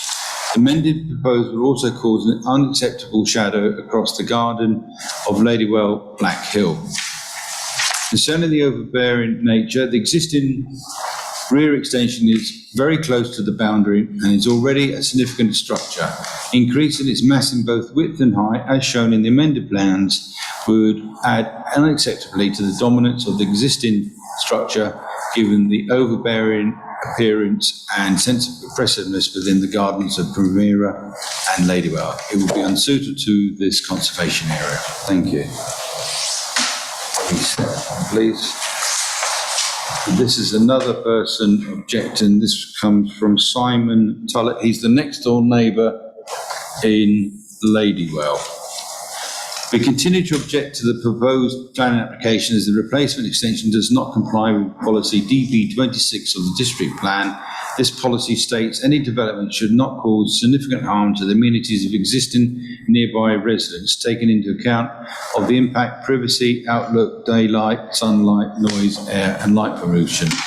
The Council's conservation area correctly concedes that there will be an impact at light levels, particularly impacting sunlight in the morning, and that there will be an impact upon neighbouring amenities in terms of affecting light levels. This alone demonstrates policy DP26 has not been complied with. The officer also states Ladywell benefits from a very large garden. This is a personal view and is not relevant and should not be considered as a reason to recommend permission is granted or the loss of light is insignificant. The officer has not at any time inspected our garden to view the proposed outlook, so it is not possible for the officer to state the proposal will not be significantly harmful to the adjoining amenities in terms of affecting light levels, outlook, privacy, and appearing overbearing as they would not view the proposal from the garden of Ladywell. Please note we have invited the case officer to visit our garden on several occasions. In summary, the proposed development would create a feeling of oppressiveness for both Ladywell and Primavera, with light levels, privacy and outlook being affected, and therefore does not comply with policy DB26 and should be declined. Thank you for your further consideration. Do actually have a speaker.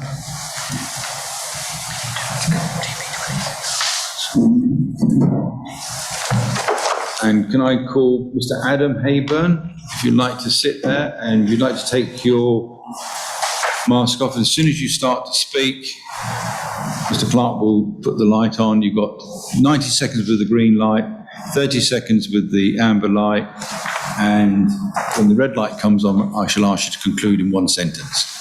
Okay. As soon as you start speaking, the light will go on. Thank you, Chairman, and good afternoon, councillors. I appreciate the opportunity to speak at this planning committee meeting.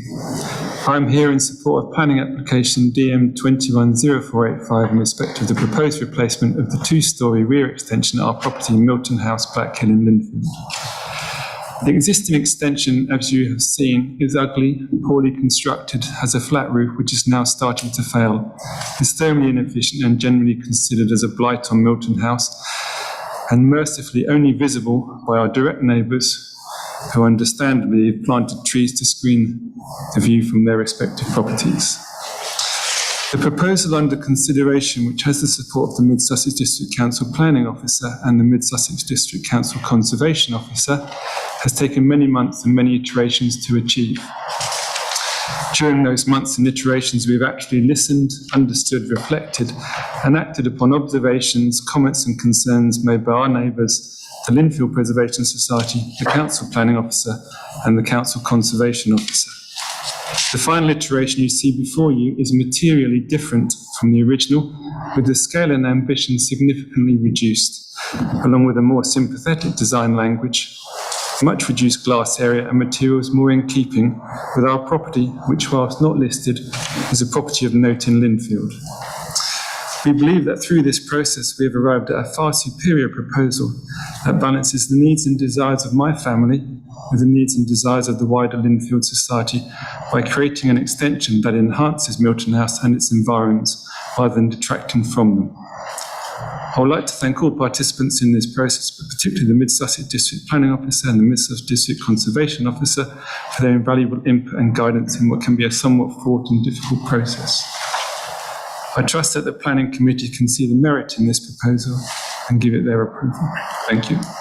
Thank you, Mr. Hayburn. If you'd like to take your seat again, just have to, we won't clean it just yet because I'm reading the next statement out on behalf of another.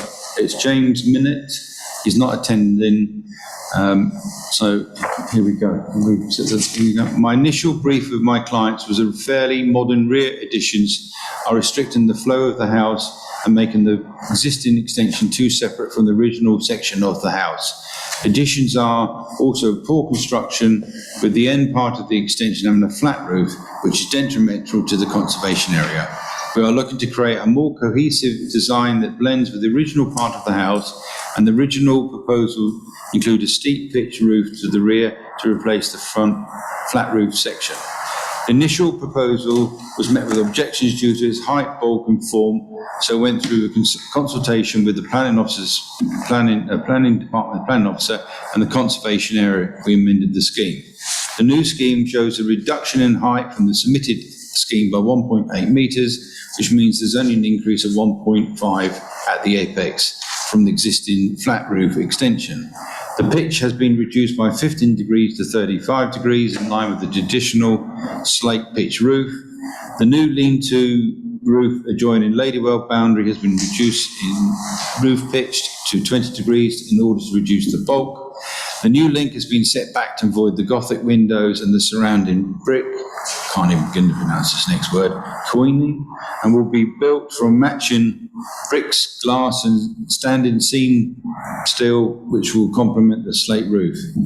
The main section of the proposed two-storey extension will start with some distance away from the existing building as the current extension does. The purpose of the new amended scheme was to make the east elevation more subservient to the existing dwelling and the original scheme with the loss of large featured gable. It will look far simpler and does not compete with the original front section of the house.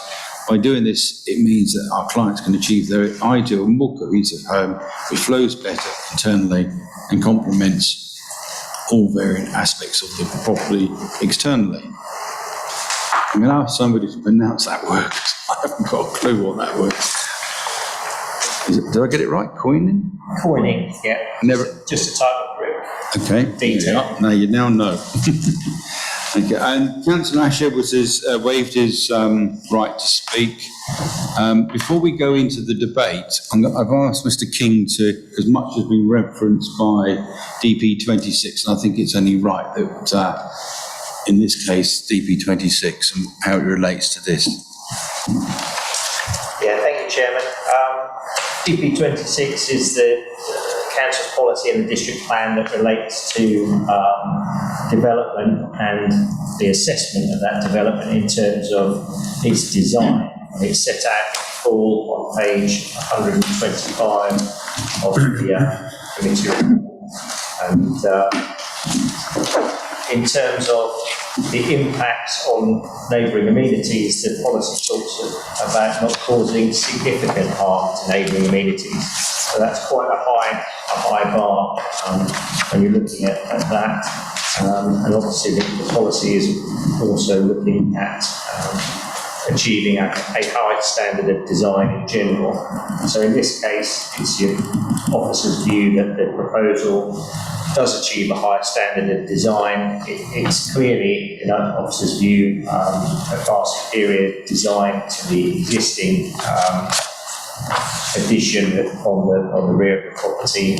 And in your officer's view, there is no significant harm to the amenities of the joining occupiers. And for those reasons, we consider that policy D26 is complied with in full, Chairman. Thank you. I think it was very important that we had that read out because I think you could see from the photographs that there was not a huge amount of harm. Do I have any speakers? No? No? Councillor Thank you, Chairman. Having listened to the officer and read the report, Chairman, I can only agree with him. I think the building will be increasingly better, and therefore I move as recommended. Councillor Walker, would you like to second? Thank you. So the recommendation is found on page 119. It is recommended that permission be granted subject to the conditions outlined in Appendix A. Mr. Clark? Councillor Coote. For. Councillor DeBell. For. Councillor Eggleston. For. Councillor Forbes. For. Councillor Marsh. For.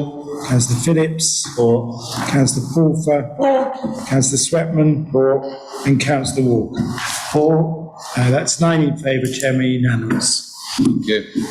Councillor Eggleston has already contacted me about, he has a somewhat emergency he has to attend with, so I've granted him he can leave the meeting now. So can we note that in a minute, please? Thank you. Just going to have a brief adjournment while we clean. Thank you. Mr. Haber, no, just John. I don't know what, he just said he has to go.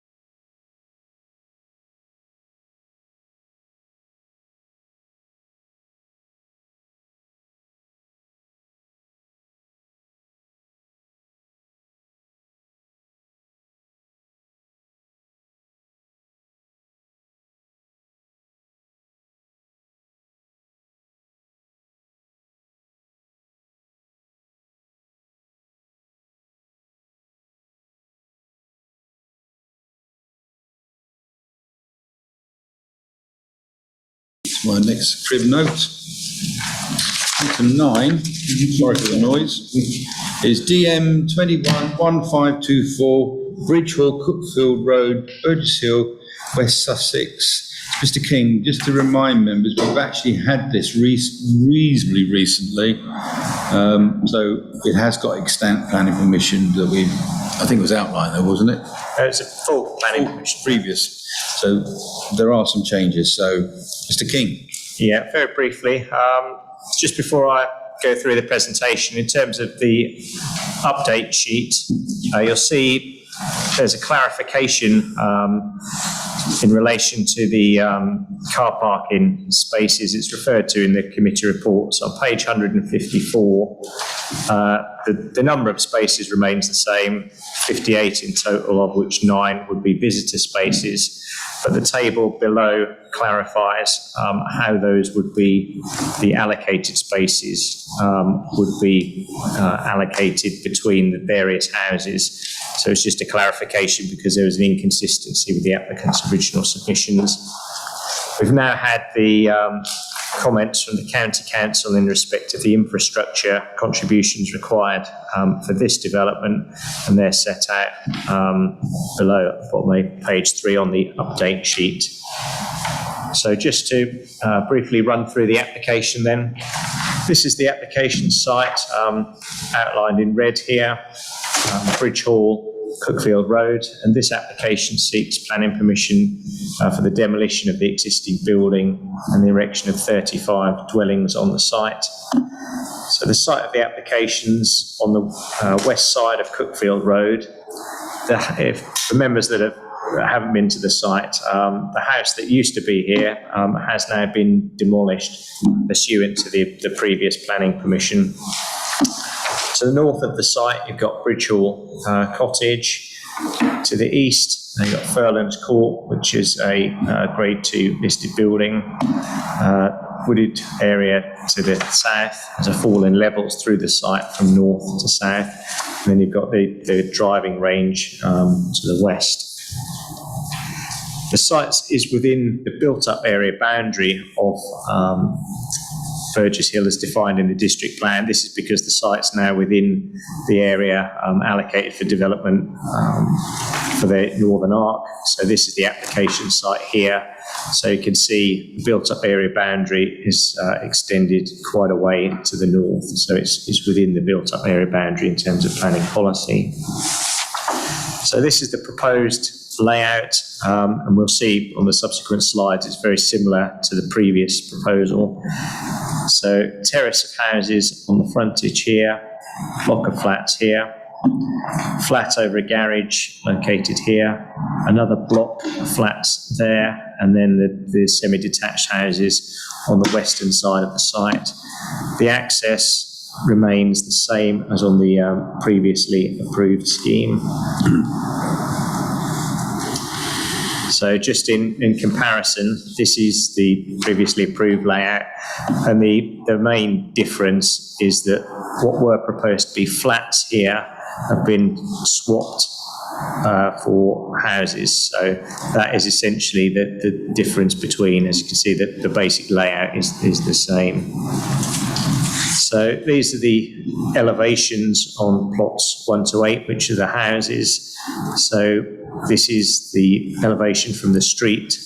So it's 2-storey at the closest point on the northern part, nearest to Bridge Hall Cottage, and then steps up to 3 stories.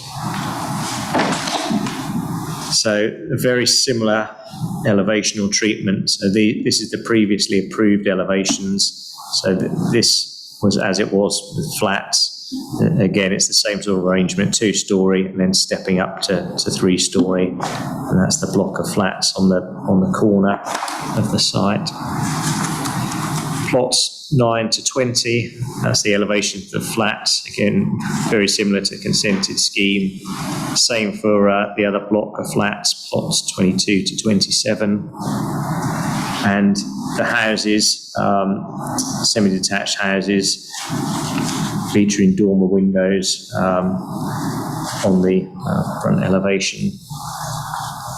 Just some street scenes. So although this one's labelled street section C, is actually this street section here. So That's looking across the site, so you can see the two-storey element stepping up to three-storey, and then the block of flats on the corner, which is there, and then the other section is looking up this way. So that block of flats is there. That's the flat over the garage, located here, and that's the other block in the corner. And then proposed street scenes from the other side. So at the back here, that's looking across to the houses that way. And section B is within the site, looking back, the back elevations of what's proposed to the houses in that location. That's the proposed pumping station located at the far southern end of the site.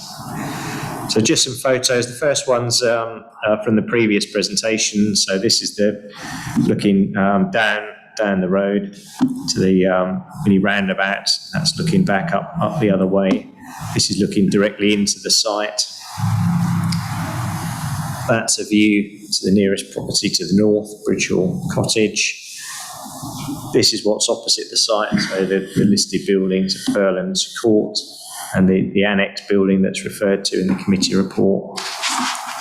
And this is the site as it is now, so works have commenced pursuant to the previous planning permission. The issues are as set out in the committee report, so I won't go through them in any great detail. Clearly the principles accepted. The applicants have swapped the flats for houses in response to market conditions, and it's your officer's view that the scheme remains acceptable in all forms, and is therefore recommended for approval. Chairman. Thank you. Thank you, Mr. King. We do have a speaker, well, me. I'm speaking, reading out a statement from Tom Davis, and he's the planning manager for the applicant. Right. We are aware that Anstine Stapleford Parish Council objected to the application on the grounds the site is not allocated in the neighbourhood plan, and they're concerned with the single access junction. Burgess Hill Town Council are concerned with the single access junction. However, the site already benefits from extant consent for 40 dwellings under the application reference DM 193127, and therefore not only is the principal development has been agreed on this site, and so has access into the site. As this application is only for 35 dwellings, the impact on the highway will be considerably less than what's currently consented, which is an important material consideration in the determination of this application. The main change to this application when compared to the extant consent of 40 dwellings is the replacement of 14 flats in the northeast corner of the site with 8 houses. The provision of the 8 additional houses is a direct response to market signals, as due to COVID there's been a greater demand for family-sized dwellings with gardens as opposed to flats with communal gardens within, in not just Burgess Hill but nationwide. The District Council's Housing and Economic Development Assessment, Needs Assessment, which form part of the evidence base of the District Plan, states that the majority of the need for new houses over the plan period will be for smaller dwellings, 1 or 2 persons, and that the smaller amount of need is required for family-sized dwellings. The scheme provides 14 one-bedroom, 14% one beds, 46% 2 beds, and 40% 3 beds, and therefore the proposal complies with the scheme, the requirements of policy DP 30. While the amount of dwellings has decreased from 40 to 35, it's important to note that the percentage of affordable housing has actually increased to 34%, which is over and above the requirement for DP 31, which seeks 30% affordable housing. Again, this is important. It's red. Okay, I'll just read the last statement. Last sentence, sorry. Again, this is important material consideration in the determination of the application. Yours faithfully. Members, we've already discussed this at length on Zoom, and the eagle-eyed members amongst you find there's not a comprehensive construction plan, because we've already had one. And Mr. King, is that correct? You didn't feel there was a need to go through another extensive construction management because we've already actually had one, haven't we? No, you're right. Condition 2, as with quite a few of the conditions, where we've already approved details on the previous application, there's no need to make the applicant submit essentially the same information again. So we've approved the construction management plan for the 40-unit scheme. So condition 2 refers back to that. So it's approving the plan we've already approved. Thank you, Chairman. A question for our officer. From a photograph you showed just now, it looked to me as if there was a piling machine on site. Now, I know not necessarily part of the planning application, but if it is a piling machine, can we make sure that our control take the necessary step? Is it a piling machine?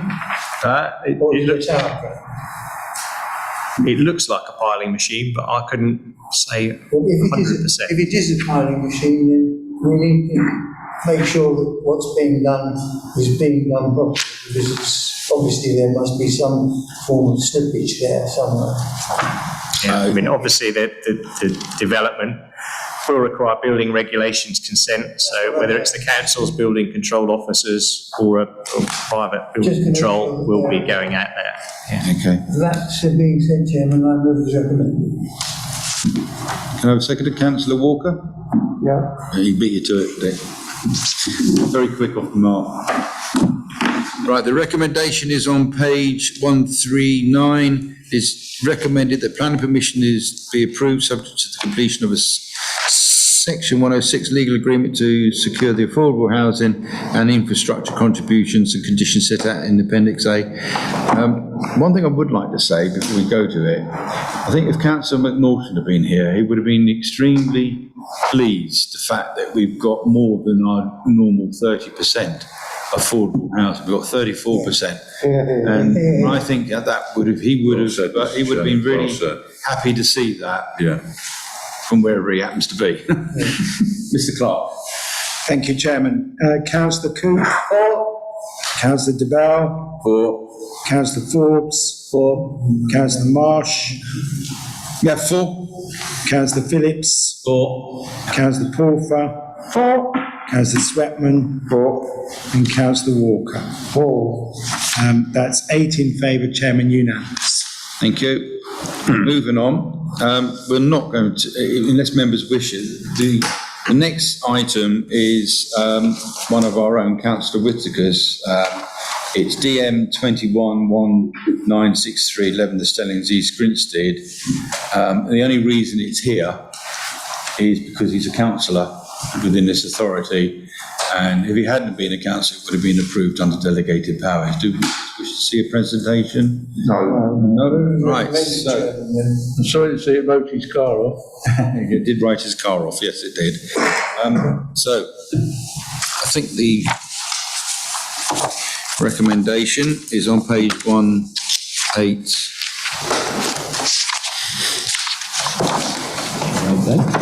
No, it just says permission is recommended.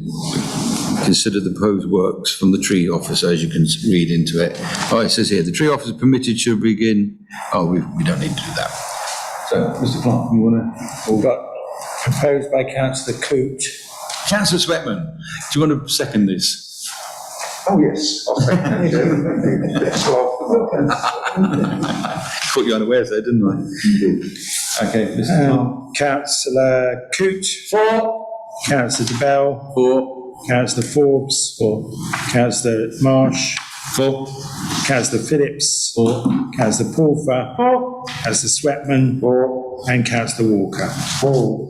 That's unanimous, 8 in favour, Chair. Thank you. We'll wait till the place to be sanitised. Mr. King will take his rightful place next to me. And we'll wait for the arrival of Andrew Horrell, planning officer.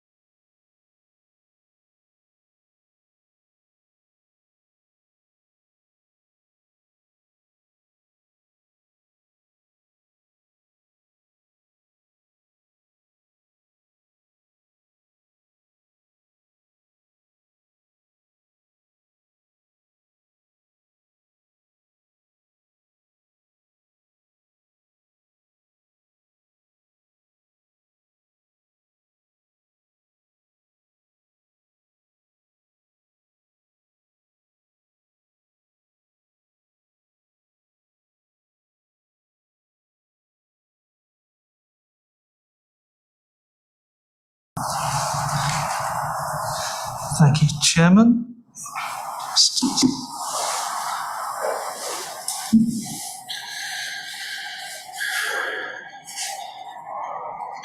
Yes, thank you, Chairman. Hello, everyone. I'm here today to present application DM20-4676, 54A Lewis Road, Hayward Heath, for replacement windows to UPVC.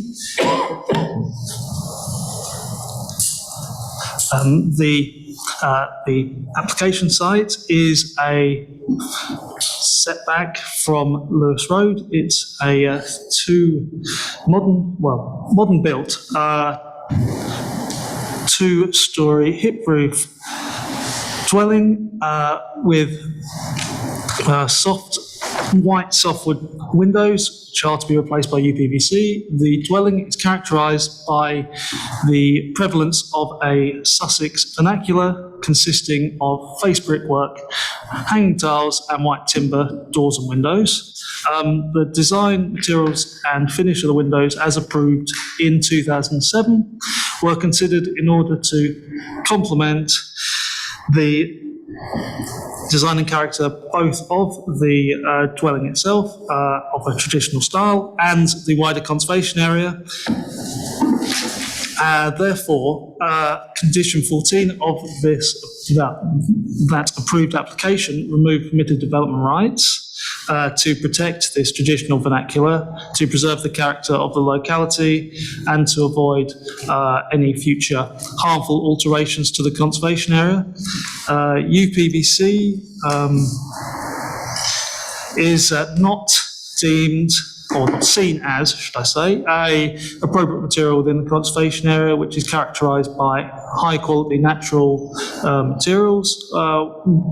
It is noted that several properties within the Lewis Road conservation area still have permitted development rights, so they could, at those properties, replace existing timber windows with visually similar UPVC windows. But in this case, obviously, permitted development rights were removed, and it was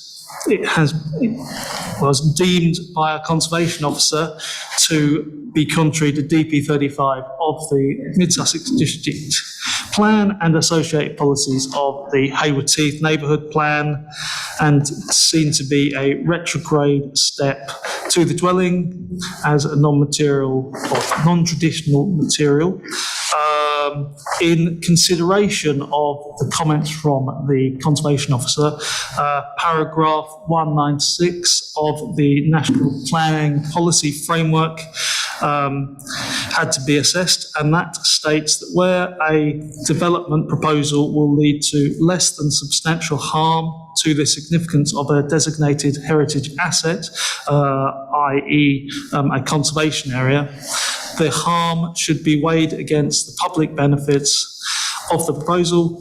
Given the nature of the proposal, the sole benefit is deemed private to the occupier at number 54A, and therefore it is seen that the harm caused to the conservation area outweighs any public benefits of the scheme, and therefore fails to conserve and enhance the special character of the conservation area, and therefore conflicting of policy DP 35 of the Mid-Sussex District Plan and the relevant paragraphs of the MPPF. Thank you, Chairman. Thank you, Andrew. I've got to speak. We have another speaker who's not here, so I'm earning my money today, aren't I? This comes from Kevin Stagg, is the owner of this house. High Trees was built in 2008. The original windows were low quality pine and in need of maintenance.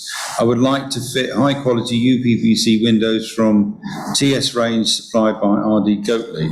These new windows have a far greater U value, heat, audio value, sound and light value, which would also be a more secure because all TS range windows and doors have a multi-lock-in system, unlike the windows presently fitted. Window technology has improved dramatically over the last 10 years. As you can see from my information sheet and correspondence I have submitted to the planning department, which is now showing on online planning register, there are many houses in the conservation area along the Lewis Road that have UPVC double glazing and various other types of windows. Some of them being newly built houses, some with planning approval and some without planning approval. These have definitely not been restrained by the conservation policies and instructed to fit light for light or wooden windows. My house sits approximately 80 metres back from the Lewis Road, down a long driveway, and it's very difficult to see the windows from the road. You definitely could not ascertain the material types when viewing from the road. When over 52% of the houses along the Lewis Road have UPVC, aluminium or composite windows fitted either with or without planning, I find it difficult to understand why planning / conservation department of Mid Sussex Council seem to be against the fitting of better quality windows, which can only make the house more economical and sustainable. Lastly, I do not understand why my permitted development rights were removed as condition of approval when number 60A Lewis Road built around 2017, which is virtually a mirror image in respect to position to my house, but on a smaller plot did not have its rights removed as a condition of approval. And that's from Mr. Kevin Stagg, the owner of the house. Members, you would have also received, I think, the circulation from Councillor Clark, the local ward councillor, who unfortunately couldn't make it, and it's quite an extended email that we all received. Councillor Pulford? I'm going to ask the ward councillor first, Mr. John, because it's only right that the local ward councillor gets a chance to go first. Thank you, Mr. Chairman. And apologies from Councillor Clark, who is on holiday currently. But the comments that I'm going to make are also of his mind as well. I think when we look at conservation areas, it must, and the environment, it must always be subjective. And as I think we've probably seen in both in national and international arguments. I think the letter that Mr. Stagg has written is particularly relevant, and I'm not going to repeat any of those because they are matters of fact as what else is going on with houses in the immediate area. And so might I suggest, Mr. Chairman, that to replace them with PVC windows is the new and modern way, and it benefits the environment both from heat, retention, and also it means that we do not have to use hardwoods, which may or may not be renewable. And so, Mr. Chairman, I would support that this application goes forward. Thank you, Mr. Chairman. You support it to be approved? Thank you, to be approved. Thank you. Councillor DeBell. Thank you very much, Mr. Chairman. I completely agree with what Councillor Pulford's just said. I think that in terms of the Conservation Officer's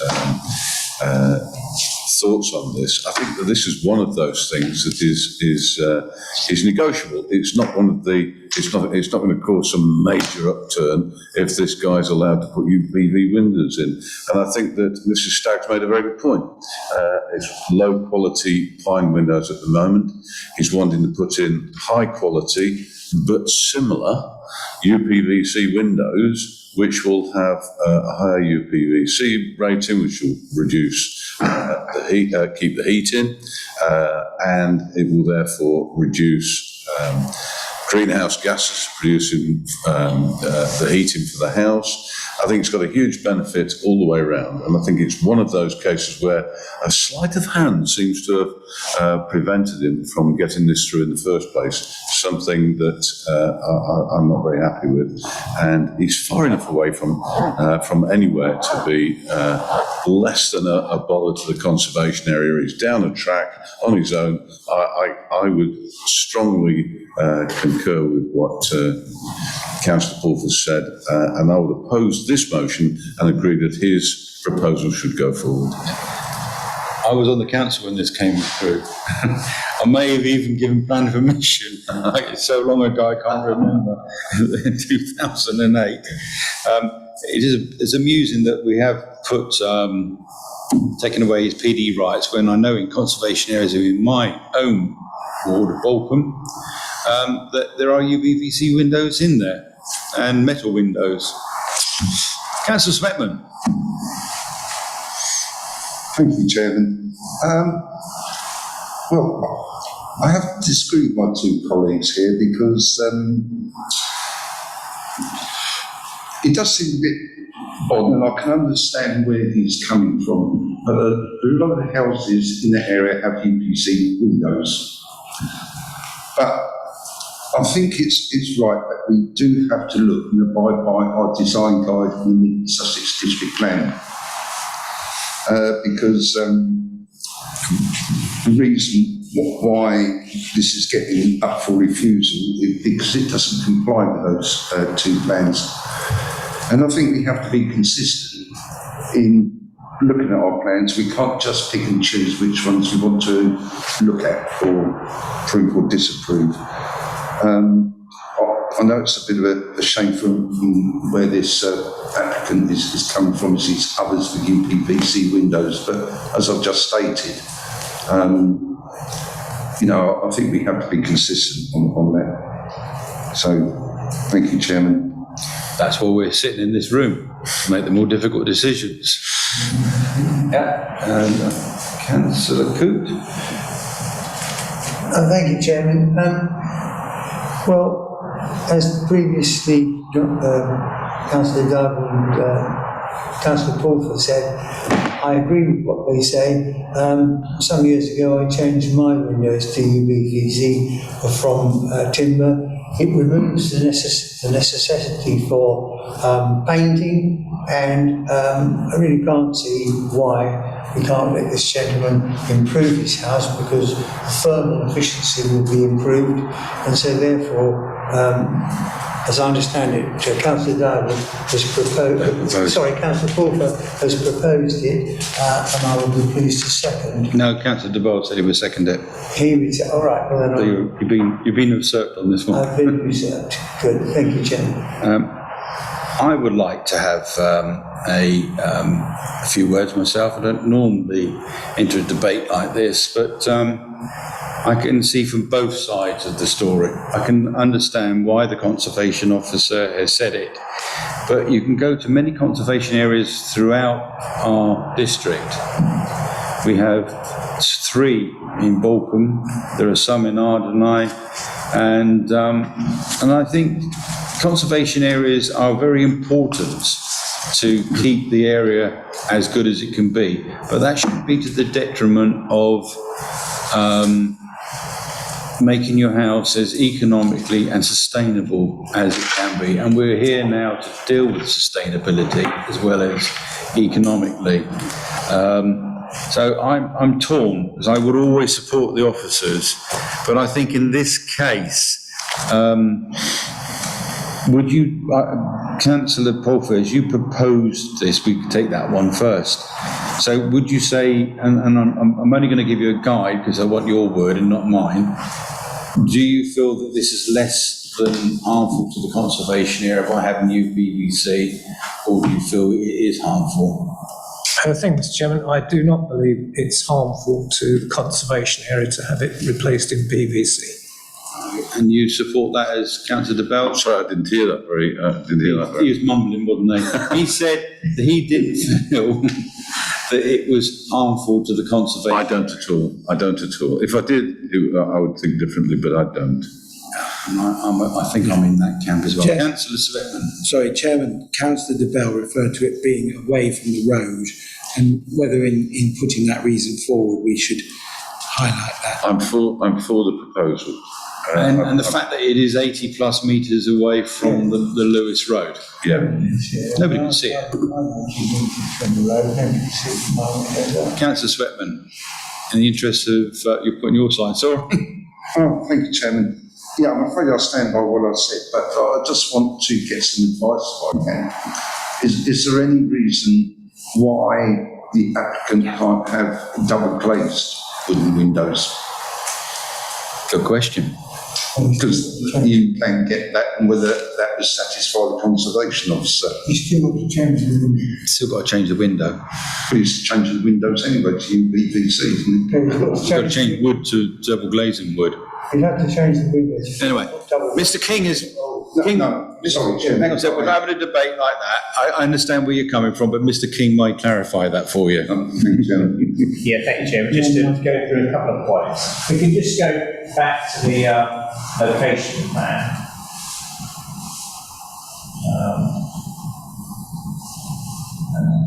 Yeah, that's fine. So, when we're looking at impacts on the conservation area from this proposal, if members of the view that because this is so set back and because of that, this proposal won't have any adverse impact on the conservation area. If that's the view of members, then that's fine. That's judgment. Obviously, your officer's judgment is that there's some harm and a conflict with policy DP35. If the committee come to a different view and think there is no harm, that's fine.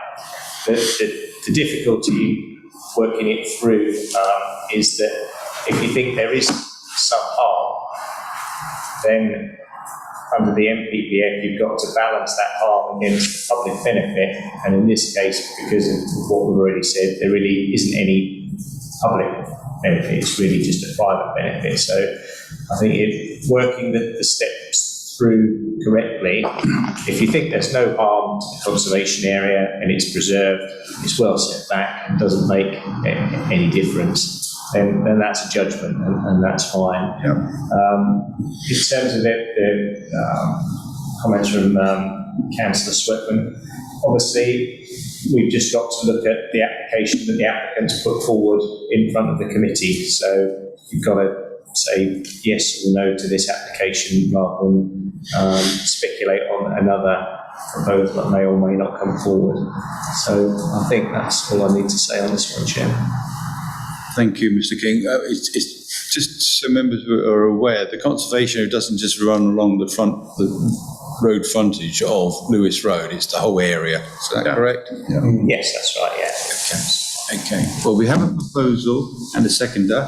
Mr. Clark, we're going to go with the proposal first that Councillor Fulford put forward, that this allowing UPVC windows to go forward doesn't cause harm, particularly in the setting that it is 80 metres away from... In this location. To permit Councillor Coote. For. Councillor DeBell. For. Councillor Forbes. For. Councillor Marsh. For. Councillor Phillips. For. Councillor Pulfer. For. Councillor Sweatman. Against. Councillor Walker. Against. So that's 6 in favour and 2 against. Permission is given for the... We don't need to go to the other recommendation, do we? No, because we've made a decision.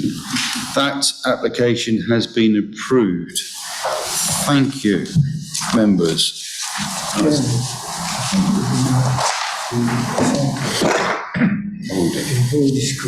Yeah, I will do. Other matters, item 12, I have no other matters. Item 12, questions pursuant to Council Procedure 10.2, due notice which has been given. I have none, as I said. I will close the meeting at 6:47. Can I make a special thanks to the officers? Absolutely. And a particular thanks to our cleaner, very studious cleaner who was in and out very discreetly. That is very kind of you. Members, because we were without any meetings for a few months, our next two, at least our next two, are going to be pretty heavy. And I know Councillor Walker has already given his plan. I'm not silly. So he's not going to be around. But thank you very much. It was news for all of us. And thank you very much for your attendance. Well done, Mr. Chairman. Thank you. Thank you, Mr. Chairman. Thank you. Oh, if anybody